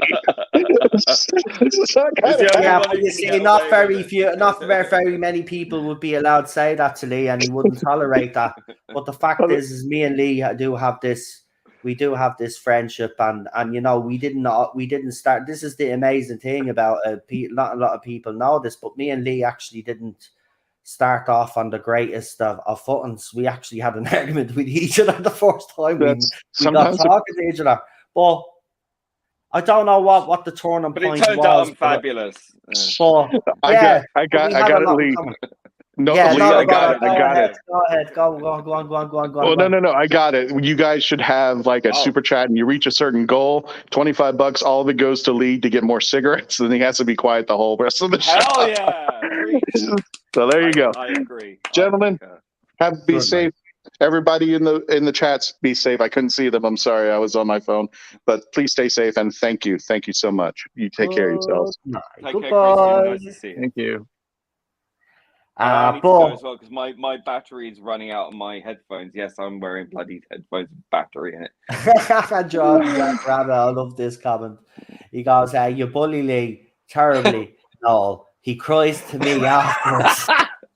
Oh, you telltale! How dare you? Oh no, I've been exposed. So he's a simp basically. Lee, I didn't think you were like that. Tears before bedtime. It's anyway, obviously you've been away for a while because your mum has been over to visit you. I say that's been nice. It's been. Oh, it's been. Obviously, obviously she's here while all this stuff has happened with the Queen. How has your mum reacted to the news? Well, she's German, so she doesn't really give a shit. Oh, right, yeah. Actually, I forgot you told me that. All right, but yeah, was it? Yeah, but I hope you are. My mum is a super lefty, so she really doesn't give it. Okay, so it's difficult. It's difficult for you. Yeah, I understand where you're coming from now. I'll say no more, but it's nice to have your mammy there. I have to say. And yeah, well, she's I say you've enjoyed your break though as well. Bit of downtime. She's going to bugger off to Korea for a few months because it's cheaper to go off and go to stay in Korea than it is to stay in England during the winter. That says a lot about the shitty situation. But still, that's a smart idea. You should sneak yourself into the suitcase. Get yourself over and spend the winter over there. And then you could do streams. You'd love that, actually, wouldn't you? You'd love being over in Korea. I have never been to Korea. It looks like a pretty cool place to go and check out. Well, I'd check it South out Korea, obviously. Yeah, obviously not the other Korea. No, I think North Korea is more Mr. Tardis's regime. I think that's more his happy place. So probably. Anyway, let's not talk about him because he has shown himself in a very poor light, along with a lot of others that are on his side. But it's not surprising to us. But I hope this is, because we've been exposing that, and I don't care. People have to see who this man and what he's all about. Really, he's not. He's not a nice person. It's not relevant. No, but anyway, go on. Do your shout outs because I'm finishing up now. Anyway, we're 3 hours in. An hour. I said an hour. Yeah, I'm never going to say an hour again. It's fine. We knew when you said it. We knew it was going to go on for another 2 hours. Yeah, I know you did. I'm not going to say it anymore from now on. If I say it right, if I say it from now on, okay, we'll call you out. You have to call me out for it, right? So from now on, I won't say I'm only gone for an hour. Right, go anyway, Lee. Yeah, you can find me on the Instagram at Aldred Audio Visual, same as my YouTube channel. Fantastic. And Cinnamon. You can find me on my Twitter at Real B Beckett, on my YouTube channel, Derby Rider or 2. Fantastic. And you know where to catch me. Right here. Nowhere else. Just here, right? Because nobody likes me. But that's just the way it is. Things will True. never We be the like you, same. Noel. But that's We just the way tolerate it you is. anyway. Oh yeah, Yeah. I know. I'm only joking, but listen, Yeah. yeah, you will find me here. We'll have the usual streams tomorrow. Membership stream, as I said, me top 10 childhood movies, which is going to be a laugh because I know people are not going to agree with me. But there you go. It's my top Who 10. gives a shit? Who gives Well, a that's shit? it. Right, my top 10. So what you can do is if you come in live to watch, you can give me a top 10 list while I'm doing mine. Okay, so I'll get your number 10 when I'm doing my number 10, and so on and so on and so on. So yeah, come and join me for that tomorrow. And then, as I said, on Saturday, John the White is back for an update on the hashtag Justice for Noel Clark. And that's an 8 o'clock start, 8 to half 9. He actually said it's 8 to half 9, so he knows how long he needs. So it's 8 to half 9 on a Saturday. Normally I'd be sitting down watching TV, getting ready for match of the day. But I'll be streaming. So yeah, come and join us for that. That'll be interesting to see what else has transpired. So yeah, look out for that. And he will be on Comics channel, I think, before mine. So if he's, I don't know if that's already, I think that's tonight actually. So have a look, because I think on Comics there is a stream on tonight there. And finally, Gobby Guy is going to be interviewing Sophia Miles. Yeah, nice one. Yeah. So as I've said, I guessed that actually, because when he said he had a special guest coming on, his poster had a silhouette of a woman, right? The shape. So I went into the private chat and I said to him, "It's Sophia Miles, isn't it?" And he goes, "Shh." Right. So I got it. So he's announced it and all now. So Sophia Miles will be on his channel. He's a little bit. He's a little bit nervous, but there's nothing to be nervous about. He's gonna knock it out of the park. And as I said yesterday, I'm delighted when people that we know get opportunities like this, because unfortunately we've tried, but it's never gonna happen because of obviously the other side slamming this channel. So nobody will come on, because you see when even John Barrowman retweeted me, the reaction that got, and when Diva magazine covered me rumors, you see what happened there. There was a literal campaign to have me links removed, which they did get removed, by the way, and that was headed by a certain Mr. You know who. So yeah, so it won't happen for me. So when it happens to people like Gobby Guy, I'm absolutely delighted. So I'll be tuning in. Hopefully it doesn't clash with the stream that I'm doing with John the White, because I really love to watch live. But I will be tuning in to watch that, even if I have to watch after the fact. But that's one I'm definitely going to be watching. So if you haven't subscribed to Gobby Guy's channel, please do. Show him a bit of support. This is a big one for him. He's a bit nervous, but as I said, he will rock it. We know he will. He's actually very good on his own stream, so he'll have no problem. But give him a bit of support. Get in there in the chat, even if it's a pre-record or whatever. Leave a comment after the fact, yeah, because it does it all. YouTubers like to see all that stuff. People getting involved in their videos and making comments. It makes it's what we do it for as well, to get your opinions and stuff. So yeah. So yeah, I'm done. One more channel, obviously Daniel's channel, and we do have John Jack Rabbit and all, and he can put his channel in there if you want to do that, mate. And as I said, on Comics there, Wednesday. Oh, so you're doing yours next Wednesday, and I'm doing mine Saturday. Oh, so I thought you would already, okay. I got confused there. Right, so yeah, he'd be on my channel Saturday and then on Comics on Wednesday. I think that's what he's trying to say. I'm confused because hashtag. Yeah, you're confusing us now. You're getting old. So is it next Wednesday you're doing yours? I'm doing mine this Saturday and yours is next Wednesday. Is that what you're telling us? Yes, because he gave it a rest for the Queen. Oh, okay, that's fair enough. Yes, yeah, I get what you're saying. Right, so fair enough. So he's on my channel Saturday, and then he's on Comics channel on Wednesday, and I'm pretty sure he'll be on Gobby's Guy's channel as well, because Gobby has been covering this as well, as you know. So Next Wednesday after Rabbi. There you go.